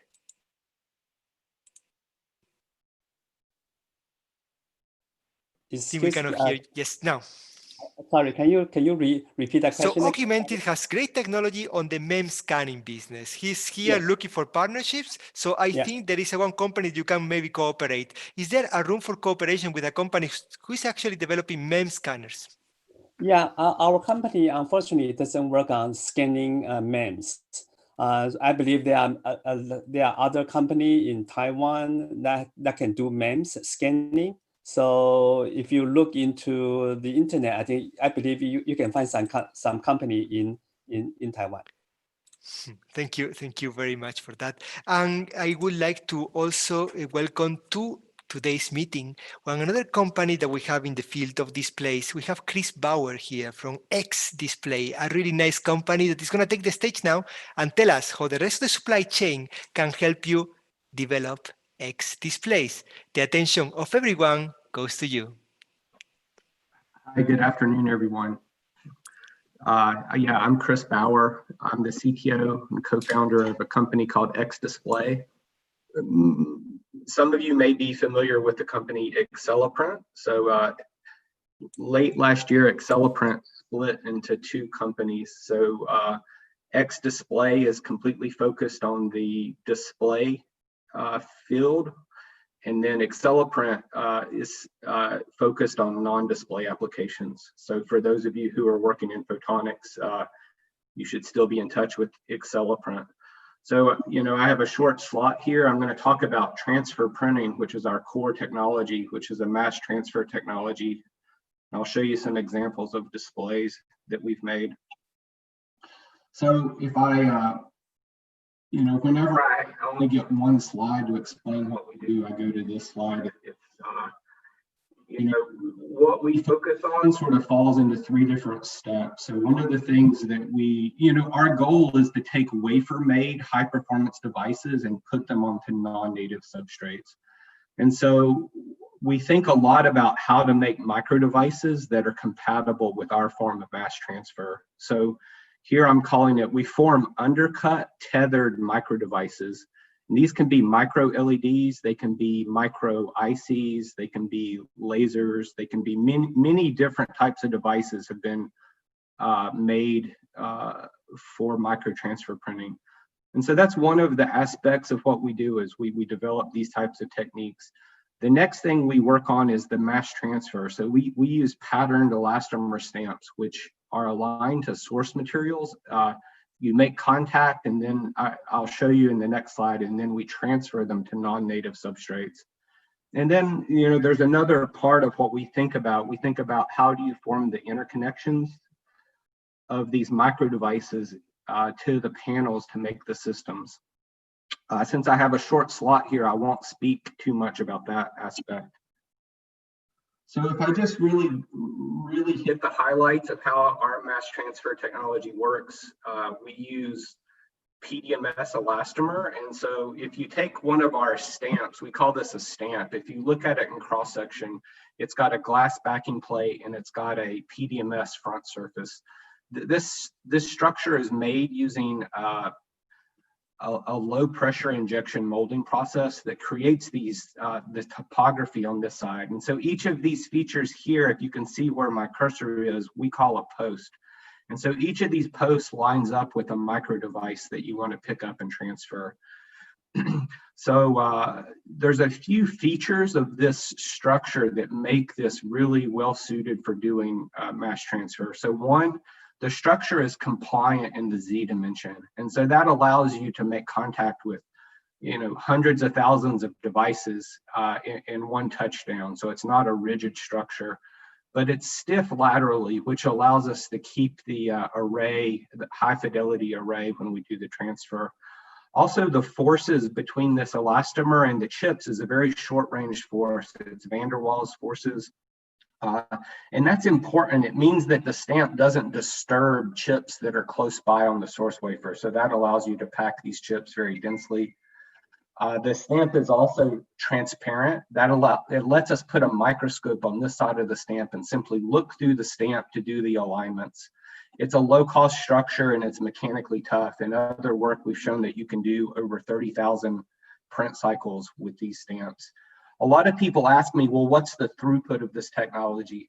The throughput is a function of the size of the stamp and the number of posts in the active area. So that's the density of the chips that you're moving.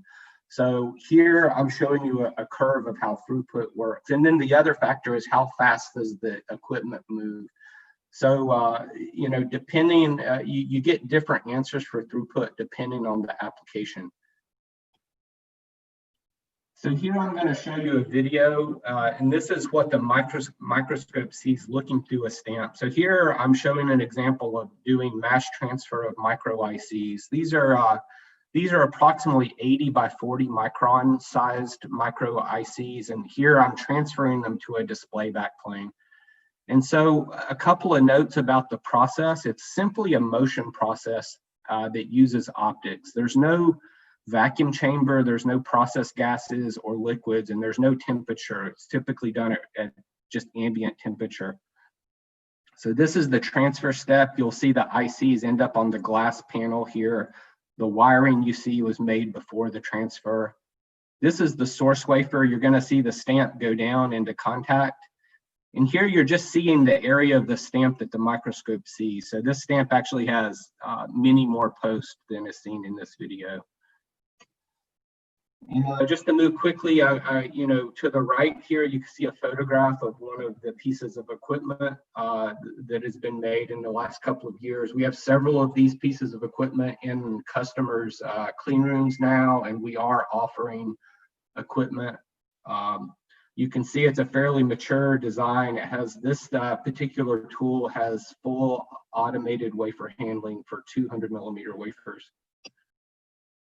And again, this is a short time slot. I just want to show you the types of displays that we've made in a research lab. This is essentially like a university style R&D lab.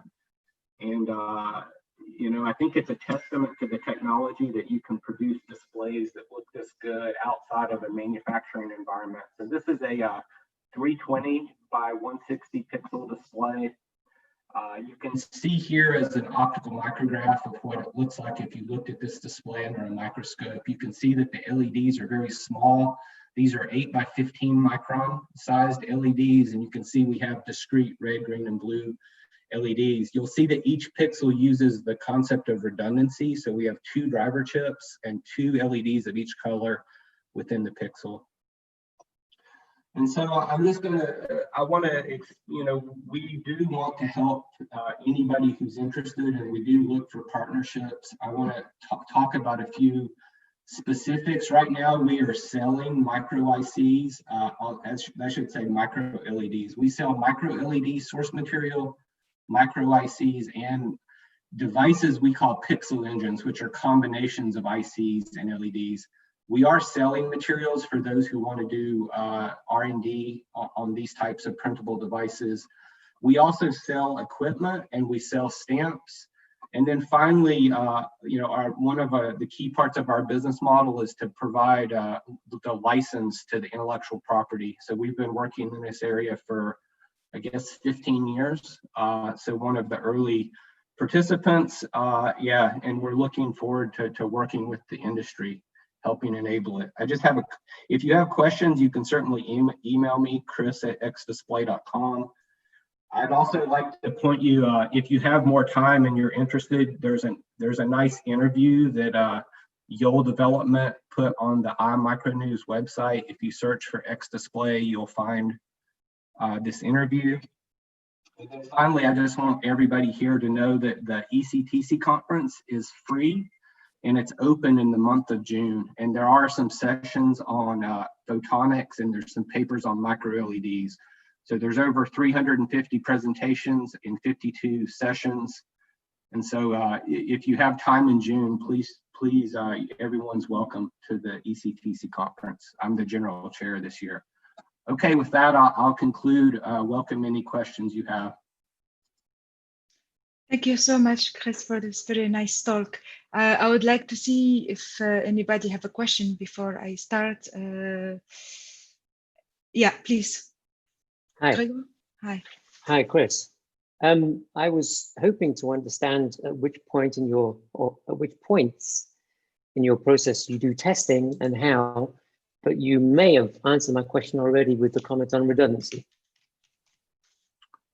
Yeah, I mean, we think a lot about testing. I mean, I guess it's sort of, there's different philosophies on how to do testing. And so I guess a couple of notes is our technology is really aimed at we've heard a lot of talk about microdisplays, but really our technology is not aimed at microdisplays. It's aimed at what I call the everyday displays. So like TVs, watches, cell phones.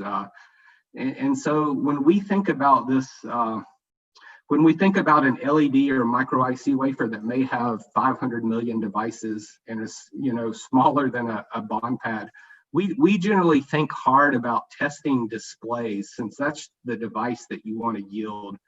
And so we kind of think about a micro LED display like maybe how an Intel might think about a microprocessor. You don't test the transistors, you have to figure out how to yield the processor. And so we think that this industry, it's going to take time, but we think micro LEDs are going to improve, and that eventually the right way to do this is to test and repair the display. So you do need good repair methodology, or you need strategies, you need defect tolerance, you need repair. But we think testing at the display is the right thing to do, because upstream testing seems really difficult. Okay, thank you. Thank you so much, Chris. Please let me very shortly remind you that EPIC is organizing a meeting on MicroLEDs at CEREality this December, 15 to 16 December. And please write me an email if you would like to know more about this event. It's on our website anyway. We have also that join us from AAE, Dirk de Man.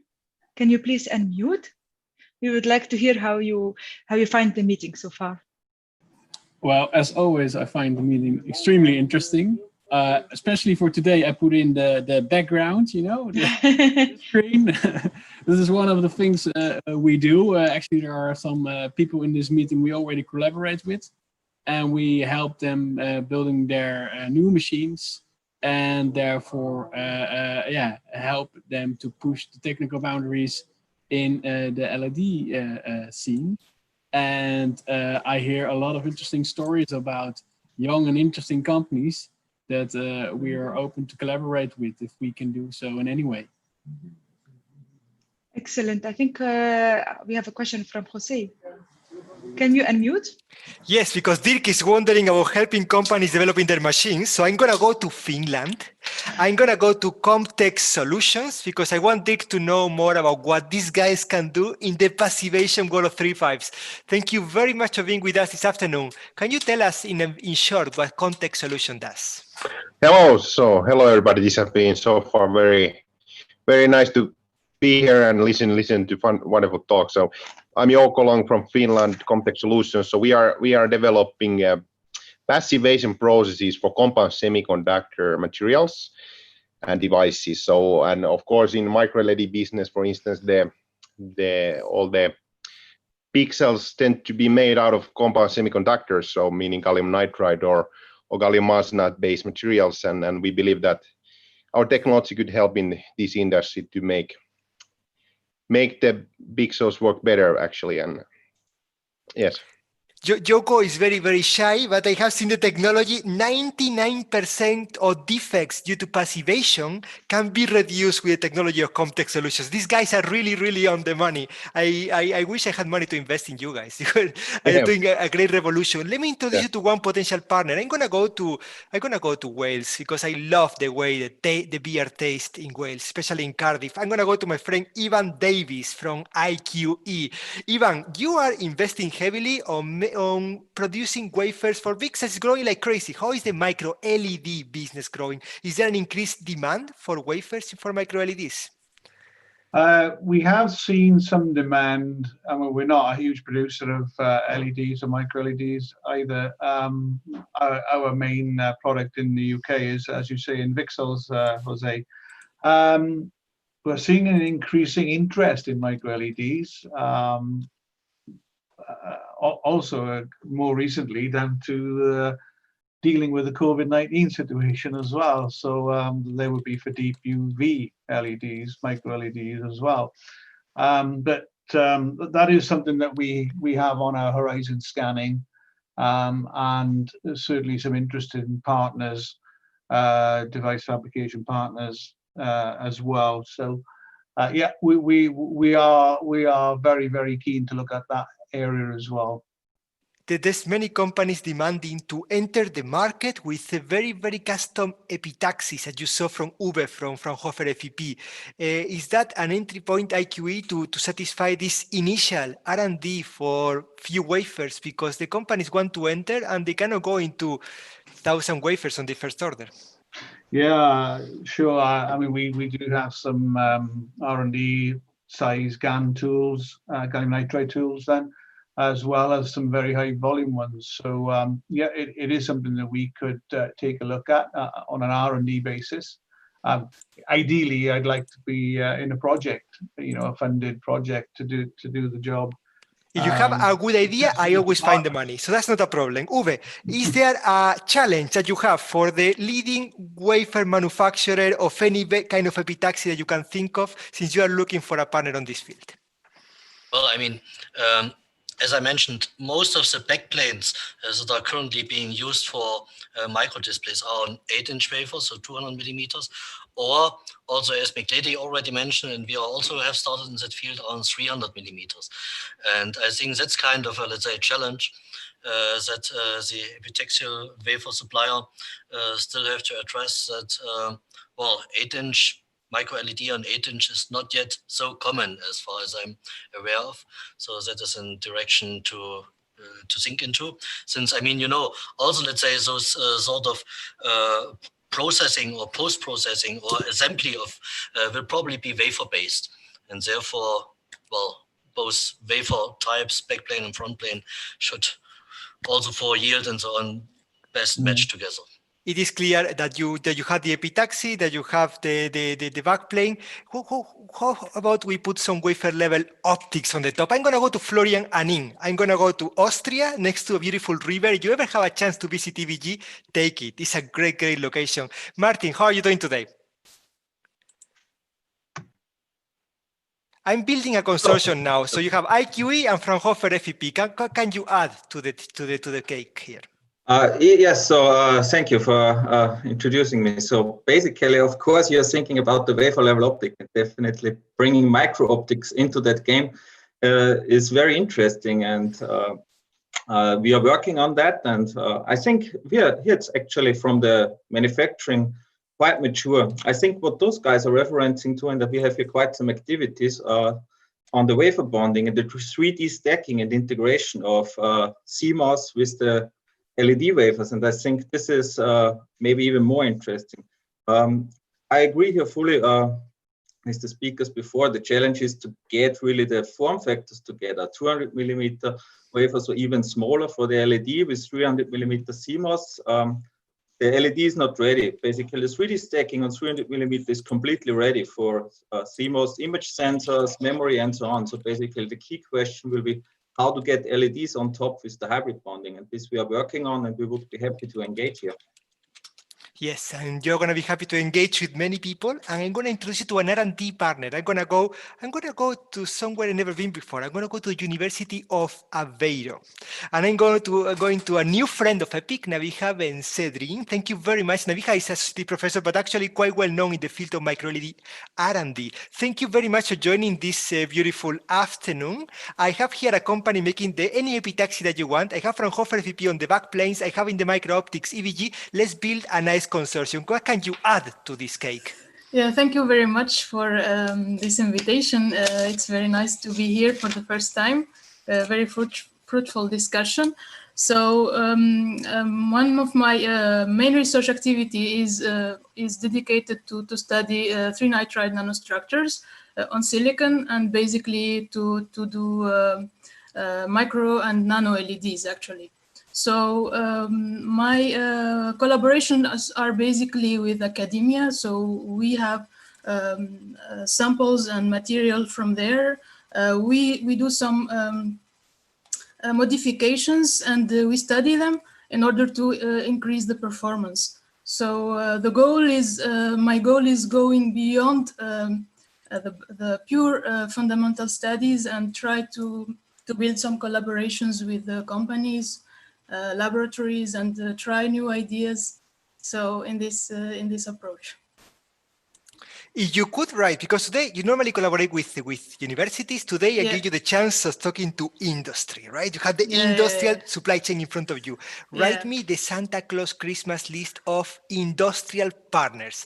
I don't think you ever get the chance to say something like this. Tell me 2 companies that you would like to interact with and do something fantastic on the R&D side of MicroLEDs. I have to check all of them. I know No, not the name of the company, what they can do. To help us build the prototypes, probably. Yes. Because my goal is, for the moment, from technology readiness levels, TEL 4 to TEL 6. So I think going beyond. Actually, I applied for a project and looking for funding also for this. So it's not easy. You build a prototype, there you have, that's easy. There you have all the companies who build prototypes. And then I'm gonna go to Sheffield. I'm gonna go to the best place to actually get any epitaxy in the 3.5s. I work with them in gallium nitride for many years during my PhD. These guys are fantastic. But now they have Epipix. Epipix is the company spin-off. Well, what is Epipix, Dennis? Yes, hello. Thank you for inviting me to the meeting. This is a very interesting call. Thank you for that. Epipix is a new spin-out company out of the University of Sheffield in the UK, out of the GaN Nitride Center for Materials and Devices. And I'm kind of listening to see what everybody can do here. But our goal is to commercialize micro-LED arrays out of Professor Tao Wang's group at the GaN Center. We've recently patented our processes and published a couple of papers.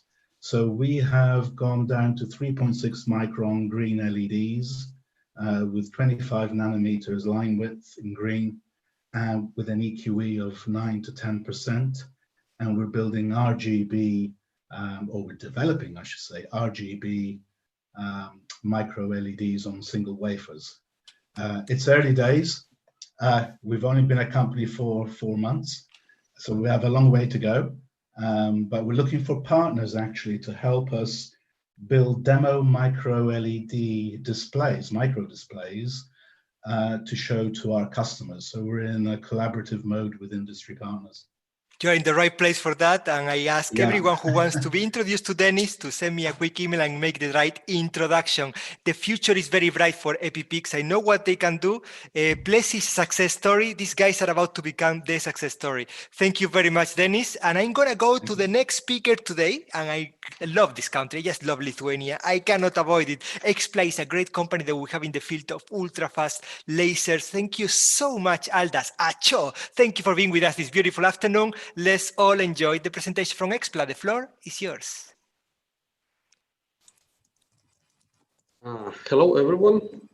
My name is Aldas. I'm the head of OEM lasers program at Ekspla.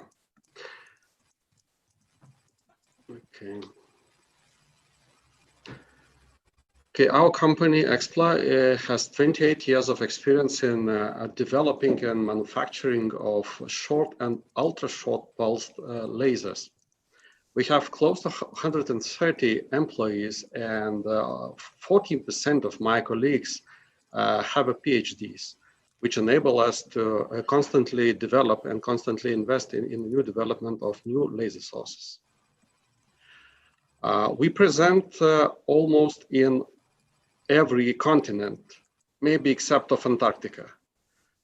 We have, through our 3 subsidiaries in the UK, US, and China, as well as through the more than 20 representatives in other markets, we provide not only sales, but also a qualified support to our customers. Roughly, we have 2 parts of products as we distinguish. So one part is scientific lasers. More than 2 out of 3 of top 100 universities in the world already using our lasers for some scientific research. While for another part is lasers for industry or for original equipment manufacturing. So we have a number of different families of products. Femtolux series lasers is femtosecond lasers which have a unique possibility of tuning of the pulse duration from a couple of hundreds femtoseconds to a couple picoseconds. Our Atlantic series high power picosecond lasers, it's a broad range of products that is rigid and high reliability products that is designed to operate 24/7 in industrial environment. Our NL200 and 230 series lasers, they operate at lower than 10 nanosecond regime and can have energy levels, pulse energy levels as high as 190 millijoules. And finally, our Lightwire series fiber laser group is being used by other laser manufacturers as a seed sources. There was a question about the seeding of the lasers, so anyone who has some questions can always contact me, and I can consult about the best seeder for your and best pumping laser for your laser source. All our industrial lasers are designed to work in 24/7 regime. They are robust and very reliable, and all of them has a very versatile capability of synchronization and controlling of the laser, and integrating it with another laser equipment. Our lasers are already being used for micro LED production. We are partnering with some leading companies in micro LED development and production in Asia, and our lasers are being used for direct laser patterning of quantum dots, for laser-induced forward transfer or mass transfer technique, for mass repair, and for laser liftoff. And actually, they are achieving pretty good results and moving very fast towards introduction of the micro LED displays to the market. We also engaged in some projects. One of the projects, and I believe that many of the EPIC members recognize, because we are partners with them in this project named MICLEDI. This project aims to develop a micro display for automotive industry using direct laser printed quantum dots technique. And this product is funded by the Horizon 2020 program. What are we looking for? We are looking for partners to engage in new projects and in new development of micro LED displays, because we believe that this future will bring a new generation of displays to the market. What we can offer as Ekspla, we can offer our experience in ultra short pulse laser development and production, and to build a customized version of the laser in order to resolve certain tasks for the micro LED laser production, whatever it could be. Because as you saw, we have a really broad range of lasers for different applications. So thanks for your attention. And if anyone is keen to start discussion about, customized laser source for your micro LED development, please contact me via these contacts. Thank you so much, Aldas. And to take questions now, please let me start with the question we got from SUS Micro Optics. So RGB MicroLEDs versus RGB vessels, is that a competition or complementarity? Can you please repeat once again? RGB MicroLEDs versus RGB vessels, is that a competition or complementarity? My specialty is in laser sources. I think this question is to everybody also. Yes, I think this question is more for everybody, and especially those who are developing the micro LED technologies by themselves. we are just the supplier of one tool for this case, and we know that our laser sources are very successfully being used in certain technological aspects in production of micro-LEDs. All right, thank you so much. Let me see if we have another question. Otherwise, I would like to, we have here James from Voxtel. How are you? How are you doing? And how do you find the meeting so far? Can you? Yeah, excellent. Yeah, these meetings have always been interesting. We make 3D printed grid optics and working producing optics for Vogel displays for projection. And so hearing that industry trends are good for us to understand where we can go with our product. Thank you so much for joining the meeting today. Maybe it's time to move to the next talk by Alexander from Aldas Semiconductors. Alexander, can you please unmute and you can start sharing? Excellent. Good afternoon to everybody, and thank you for the opportunity to present. I hope the voice is better than at the beginning. Yes, just keep the mic close. Yes, we can hear you. Okay, but not so well. Okay, so good afternoon, everybody, and thank you for the opportunity to present here. I would like to look at the aspect cost and yield in micro-LED manufacturing. And here you're looking at base material, because like in pretty much any manufacturing, if you don't have the right base, you end up with a lot of yield problems later on. Sorry, just a moment. Here we go. So Aldas is looking at 3 different markets, which all work with one material, that is gallium nitride and silicon. It's also usable in power electronics and RF, but here, of course, we look at GaN. For LED applications, so we're talking about blue and green emission, and also red, which is the focus again, trying to make that happen with nitrides. But as I'm sure all of you know today, it's really in gallium arsenide, which is one of the challenges, of course, for micro-LED displays, if you want to build true RGB displays with 3-color LED chips, while others, of course, are working with color conversion. So we look at these 3 sectors, but now focusing on micro-LED. As you can see from the timeline, have been around for quite a while. And we invested a lot of money over the years. We have been first to show 150 millimeter, later 200 millimeter wafers for LEDs.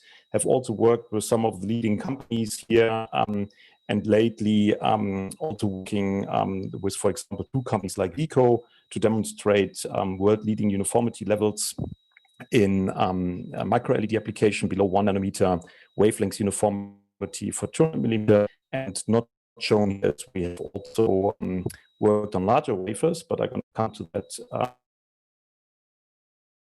in just a moment.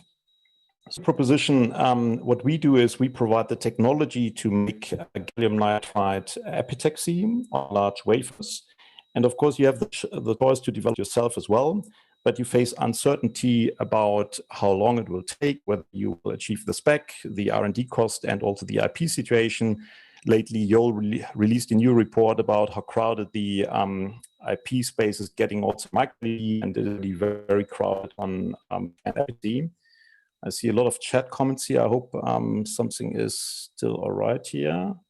Apologies, not for me talking here, but comments.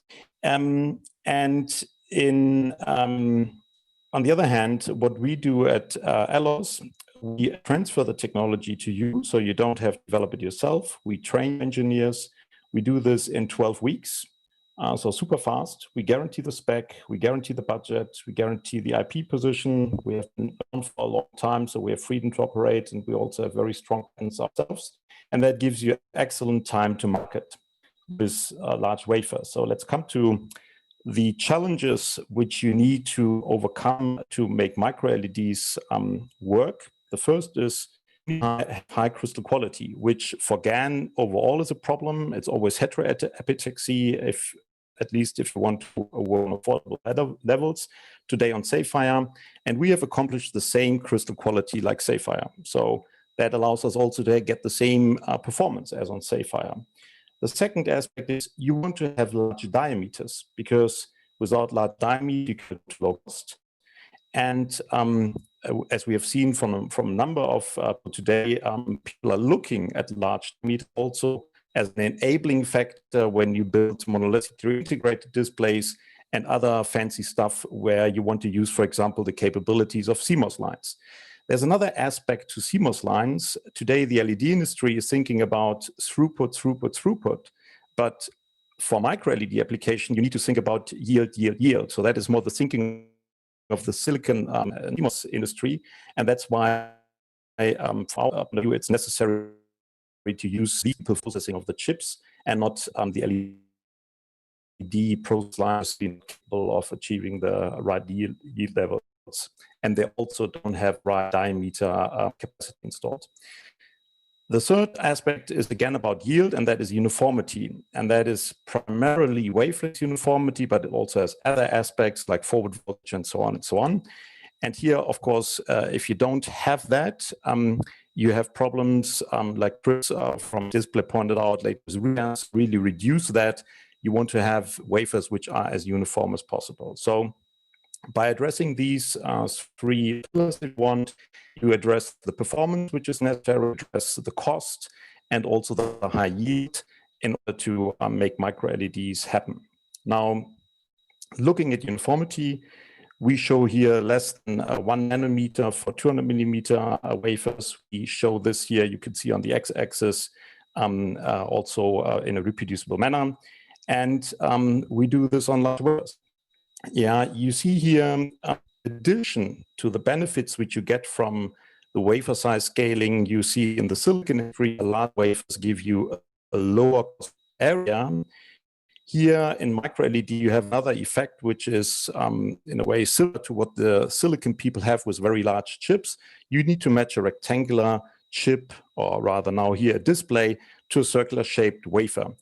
And this means that comparing to the standard in the LED industry, which is 100 millimeter based on Sapphire, if you move to 200 millimeter and 300 millimeter, in only this one single step, you have a significant larger output per area, and thus a cost saving accordingly. So when you move from 100 to 200 millimeter, you get 40% more displays, more chips out of the wafer area, and that gives you 40% cost saving. So it's really a very dramatic advantage, not only from the enabling point of view, from making monolithically integrated displays, but also from the cost perspective. Now, 300 millimeter, there were a lot of questions also today about, is 200 millimeter possible? What about the EPI? Yes, 200 millimeter we have been doing since 2011 in production, and also 300 millimeter is possible. We have done this, starting the work in January this year, and it works. Now, this is a very difficult slide, but the key message, I think, is very simple. When you look at the value chain, and of course, it is different depending on whether you build assembled displays where you do some mass transfer of chips and you put them onto the backplane with a certain pitch, or whether you, like is pictured here, where you bond the LED wafer to some CMOS driver wafer. Overall, the economics are the same. And what our technology, starting with the base material, with the EPI wafer, you need good uniformity for high yield. You need large diameters for low cost, but also to open the door to use the high-yielding CMOS production lines. With our technology, you can also have the same quality as on Sapphire, which is quite difficult to achieve on silicon substrates. But we have been doing this now for 20 years, and we can. So this is, in a nutshell, the benefits which we bring. And summarizing that is, we have the best in industry wavelengths for high yield, we have the large wafer sizes for low cost, and we have the performance as on Sapphire. And now, very important, we meet all other manufacturing requirements. And that is very often overlooked because people also claim they can do 200mm wafers, but then they don't disclose that they have a high wafer bow, so they cannot be processed in silicon lines. They don't have the same thickness as is needed to be processed in silicon lines. They have a lot of cracks on the edge and so on. So there's a lot of parameters which you need to meet in able to be able to process these wafers in standard silicon lines. And that's what we do as well. So with that, I would like to excuse myself for the rush, but we were asked to really make it brief, and I felt it was difficult to minimize the two. Now, thank you for attention, and I'm happy to take any questions. So Alexander, it didn't feel rushed at all. It felt, well, I guess in comparison to what I do for a living, then nothing feels rushed. But it was great to understand from Alos the kind of things that you can do. And I also want you to have you more often at the EPIC meetings, because I think you really, really have a unique expertise here. One of the philosophy of EPIC is what can you do for them and what can they do for you? And that's what I want to ask you, Alex. What can this community, all the people in front of you here, what can they do for Alos Semiconductor? Yeah, it has been quite interesting to see, again, that there's a lot of the technologies and the skills needed to make micro-LEDs happen, they are available. When we talk to the big display companies, which are among our customers, they often have the idea, isn't there a turnkey solution? And there isn't. There's a couple of startups, and Play Nitride, for example, there are examples. But apart from that, there is no turnkey solution. Yeah, there is none of the big LED companies, none of the big foundries who can offer turnkey like you're indicating. Let's work together. And this is something which is, from our perspective, really difficult to pull off, because very often people are afraid to invest because the market is not there. There's a lot of technical challenges, and very often also the end customers are not committing. If we're looking at people, because we feel the LED industry is still has a very important role to play to deliver the know-how for the light emitting layers. That's one part. And the other is really the silicon foundries, which need to be, and the other Alexander from MICLEDI mentioned that as well. They need to be open to allow waves. Yeah, so these are the parts. Thank you very much. I'm gonna present you to some people that you're gonna partner with. So I have a friend in the semiconductor industry, which I just love. It's my friend Brad. Bradford, thank you very much for being today with us. Why are you from ASE, a giant in the semiconductor industry? Why are you today with these photonics people talking about micro LEDs? What do you have to offer, and what kind of cooperation would you like to start? Okay. So hello, Jose. Hello, everyone, and thank you for having another wonderful event on Friday afternoon, as we're starting to, in French, we say déconfinement. So we're getting out of our houses finally. So just a word here about ASE Group. So ASE Group is the largest, or one of the largest companies who is doing packaging of semiconductors and test, and as well as system assembly. And a few years ago, I had seen from the automotive segment an interest in micro-LED for headlamps, but I can imagine for other applications like projecting movies from your car headlamps or something like that, rather than just illumination. I'm joking there. And so I'm attending today to survey what's happening in the industry without a particular, I should say, without a particular goal in mind, knowing that, as we said earlier, for automotive, it can take a while to reduce cost and get the efficiencies and get everything ready for automotive reliability.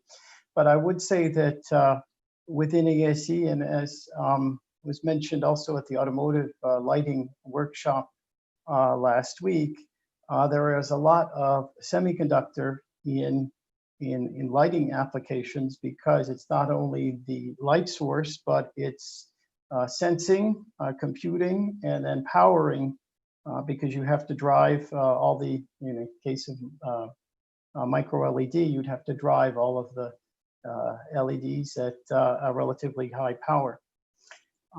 So that's gives you an idea of why ASE is interested in this as part of our roadmap for our future in automotive lighting, as well as other similar applications. Thank you very much, Brad. I'm going to go to a friend of mine that is from the company FISBA. Thank you very much, Dirk, for being with us this beautiful afternoon. What did you think of the meeting? Sorry, friend of mine from the company Limo, acquired by Focuslight, making fantastic micro optics in this world. Dirk, what do you think of the meeting so far, and what kind of cooperations would you like to start afterwards? Yeah, thank you. And that was a really refreshing mistake that put me in the wrong company. So yeah, thank you.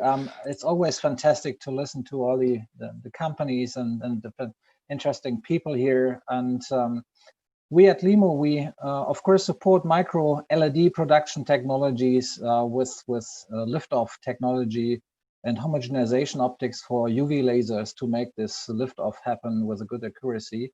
And of course, we also focus on mass production of micro-optical elements to support the micro-LED displays and micro-LED applications. So therefore, I'm wondering if, of course, there are two hearts in my body. One heart is in the direction of production of LED, but the other is now in how we can bring our micro-optics in front of the LED displays to bring the light in the right direction with the right intensity, so that the light at the end works and the photons go to work and be efficient in the application.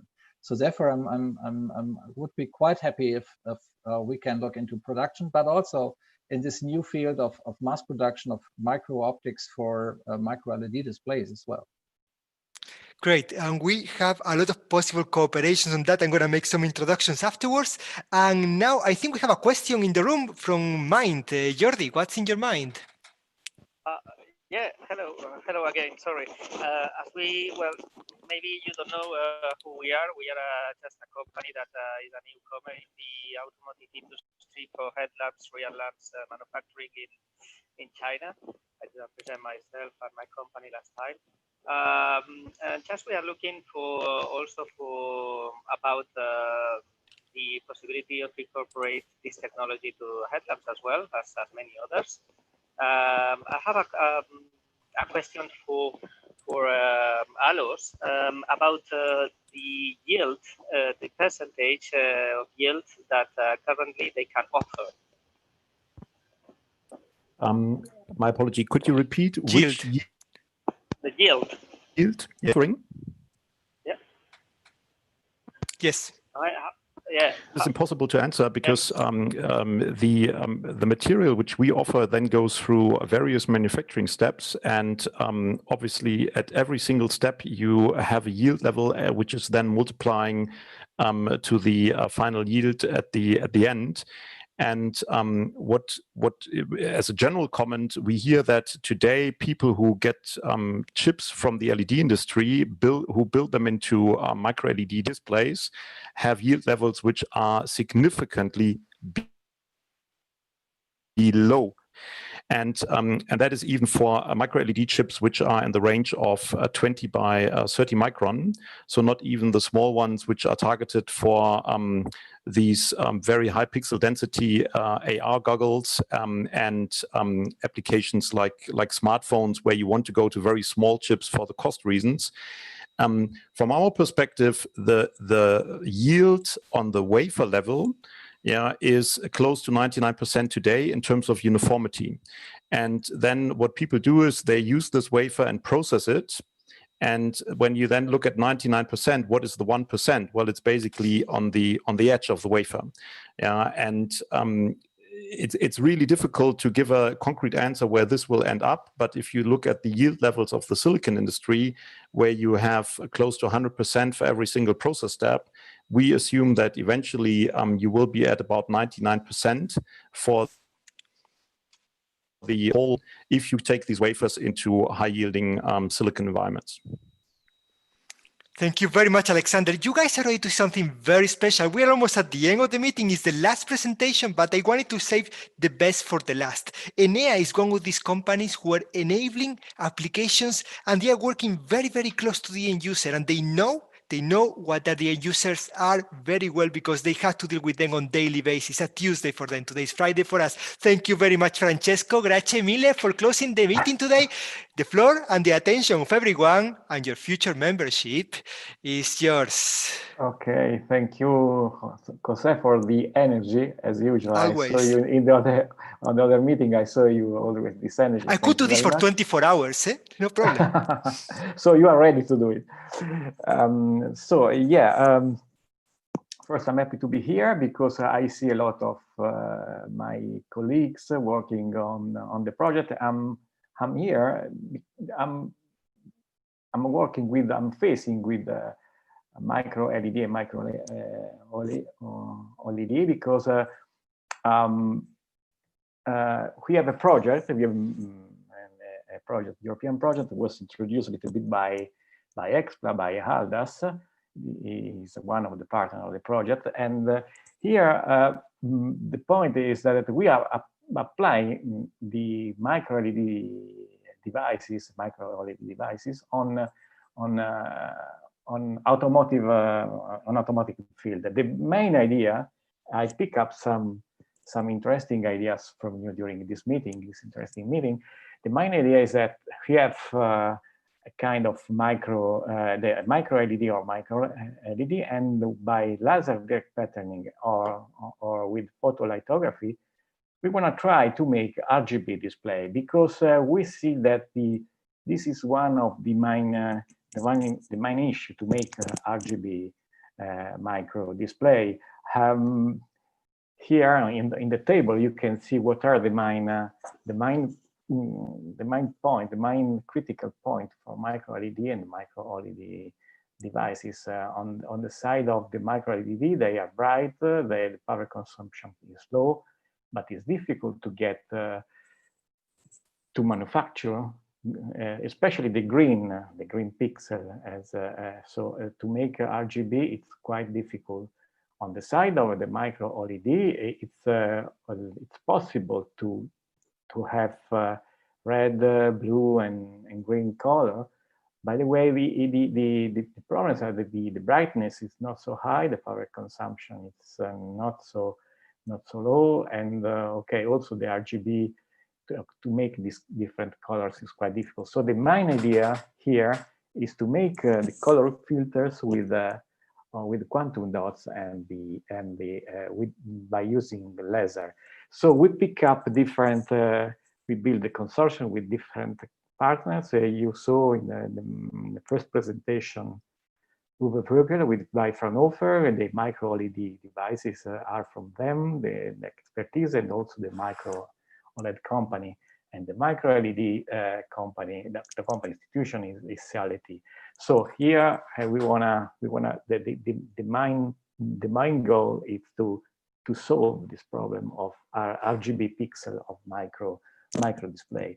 So I saw your previous meeting, Jose, you organized by EPIC, and I saw that the philosophy, as you told today more than one time, that what we can do for EPIC and what EPIC can do for us.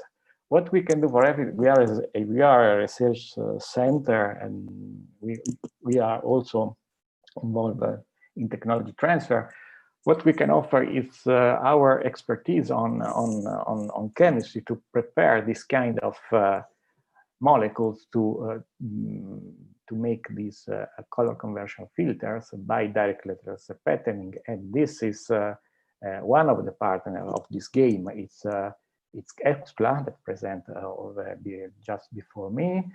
And what we can offer also is some expertise on quantum dot synthesis, both in solution and in film, because it's important not only to have the formation by direct laser patterning, but also by photolithography. We use both approach, and we will make kind of comparison between these two different techniques. So this is what we can do for EPIC. What EPIC can do for us. What can EPIC do for us? It's today was for me what's really amazing, because I see a lot of companies, and today Epic do something very good for me because I pick up some names, some ideas. So that's the first goal, Jose, you already did, because I knew other companies, other possibility of collaboration. This is the first thing, and the second thing is I saw that it's very useful from my side. I'm a researcher to know what are the trends of the market, what are the trends, and not only what are the key problems, the key issues on the field of micro display, but also I want to know also some hints, some suggestion, what is the trend of the economical point of view, especially after this kind of difficulties with the virus, coronavirus. So from my side, it's everything. It's we are open for collaboration, and I thank to my colleagues that are here. You see that in our team there is also CA, Fraunhofer, MicroLED, and CENTRO RICERCHE FIAT. That this is our MicroLED OLED cluster. So that's my view of the problem of the MicroLED field area.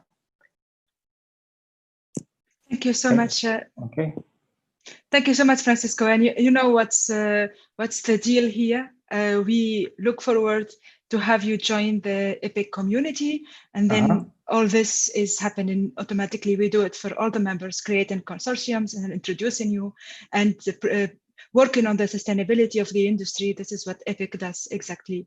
And I'm very happy that you're interested in the automotive industry in general. We have here one of the biggest companies for automotive lighting, Marelli, we have in the room.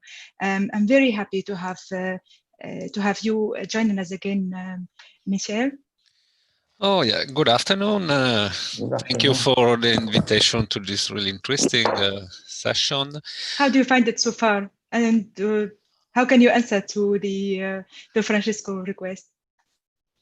I found all the presentation really interesting, mainly because I belong to the innovation department of automotive lighting division. So I'm really interested to discover new possibilities for the incoming autonomous cars, because in future the exterior lighting will change a lot due to the fact that today we have only colors for signalization, colors flashing, or some welcome goodbye effects when you activate your car. But in future, the need of more informations from the cars will be really important. So I'm looking for technologies able to be used to build matrix displays or way to project something to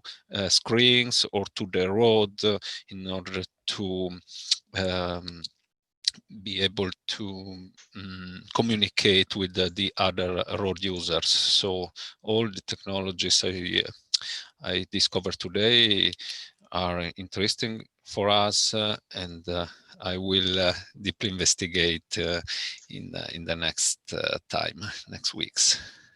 Thank you so much. We're looking forward to have this collaboration come to concrete, and we're close to the end of the meeting. I have a question for René. I have a question for René because I was amazed. I'm a huge fan of quantum dots, and I've been very negative in the past for this in certain applications. I am some fan of this. I'm going to clean my name. So quantum dots seem to be the solution for the RGB pixel. Is the supply chain ready? Can you start working with my friend from Aldas and my friend from ACE and get something going on this?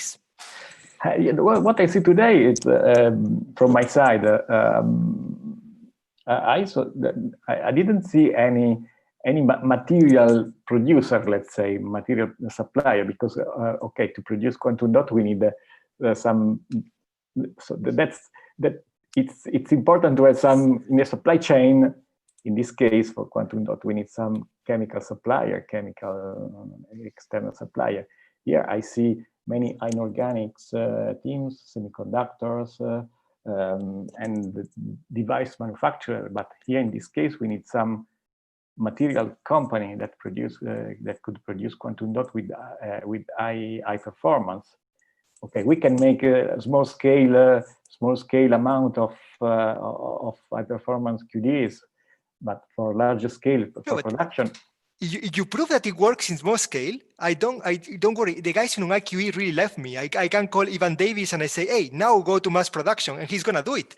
But we just need to validate the cost performance, which so far we have had problems with this. But I can make an introduction after this meeting with Tampere. There's something you can go and make it work with them. I would like to say one thing before we close. I love you. I'm managing to make so many connections out of these meetings, and you guys are working together because of this. I heard today people actually setting up already company visits for July to see each other because they met at this meeting. So what we are doing is revolutionizing the industry, but also revolutionizing my way of multitasking. So while I was talking to you, I was chatting with you in WhatsApp, chatting in the YouTube channel, sending emails, and taking notes.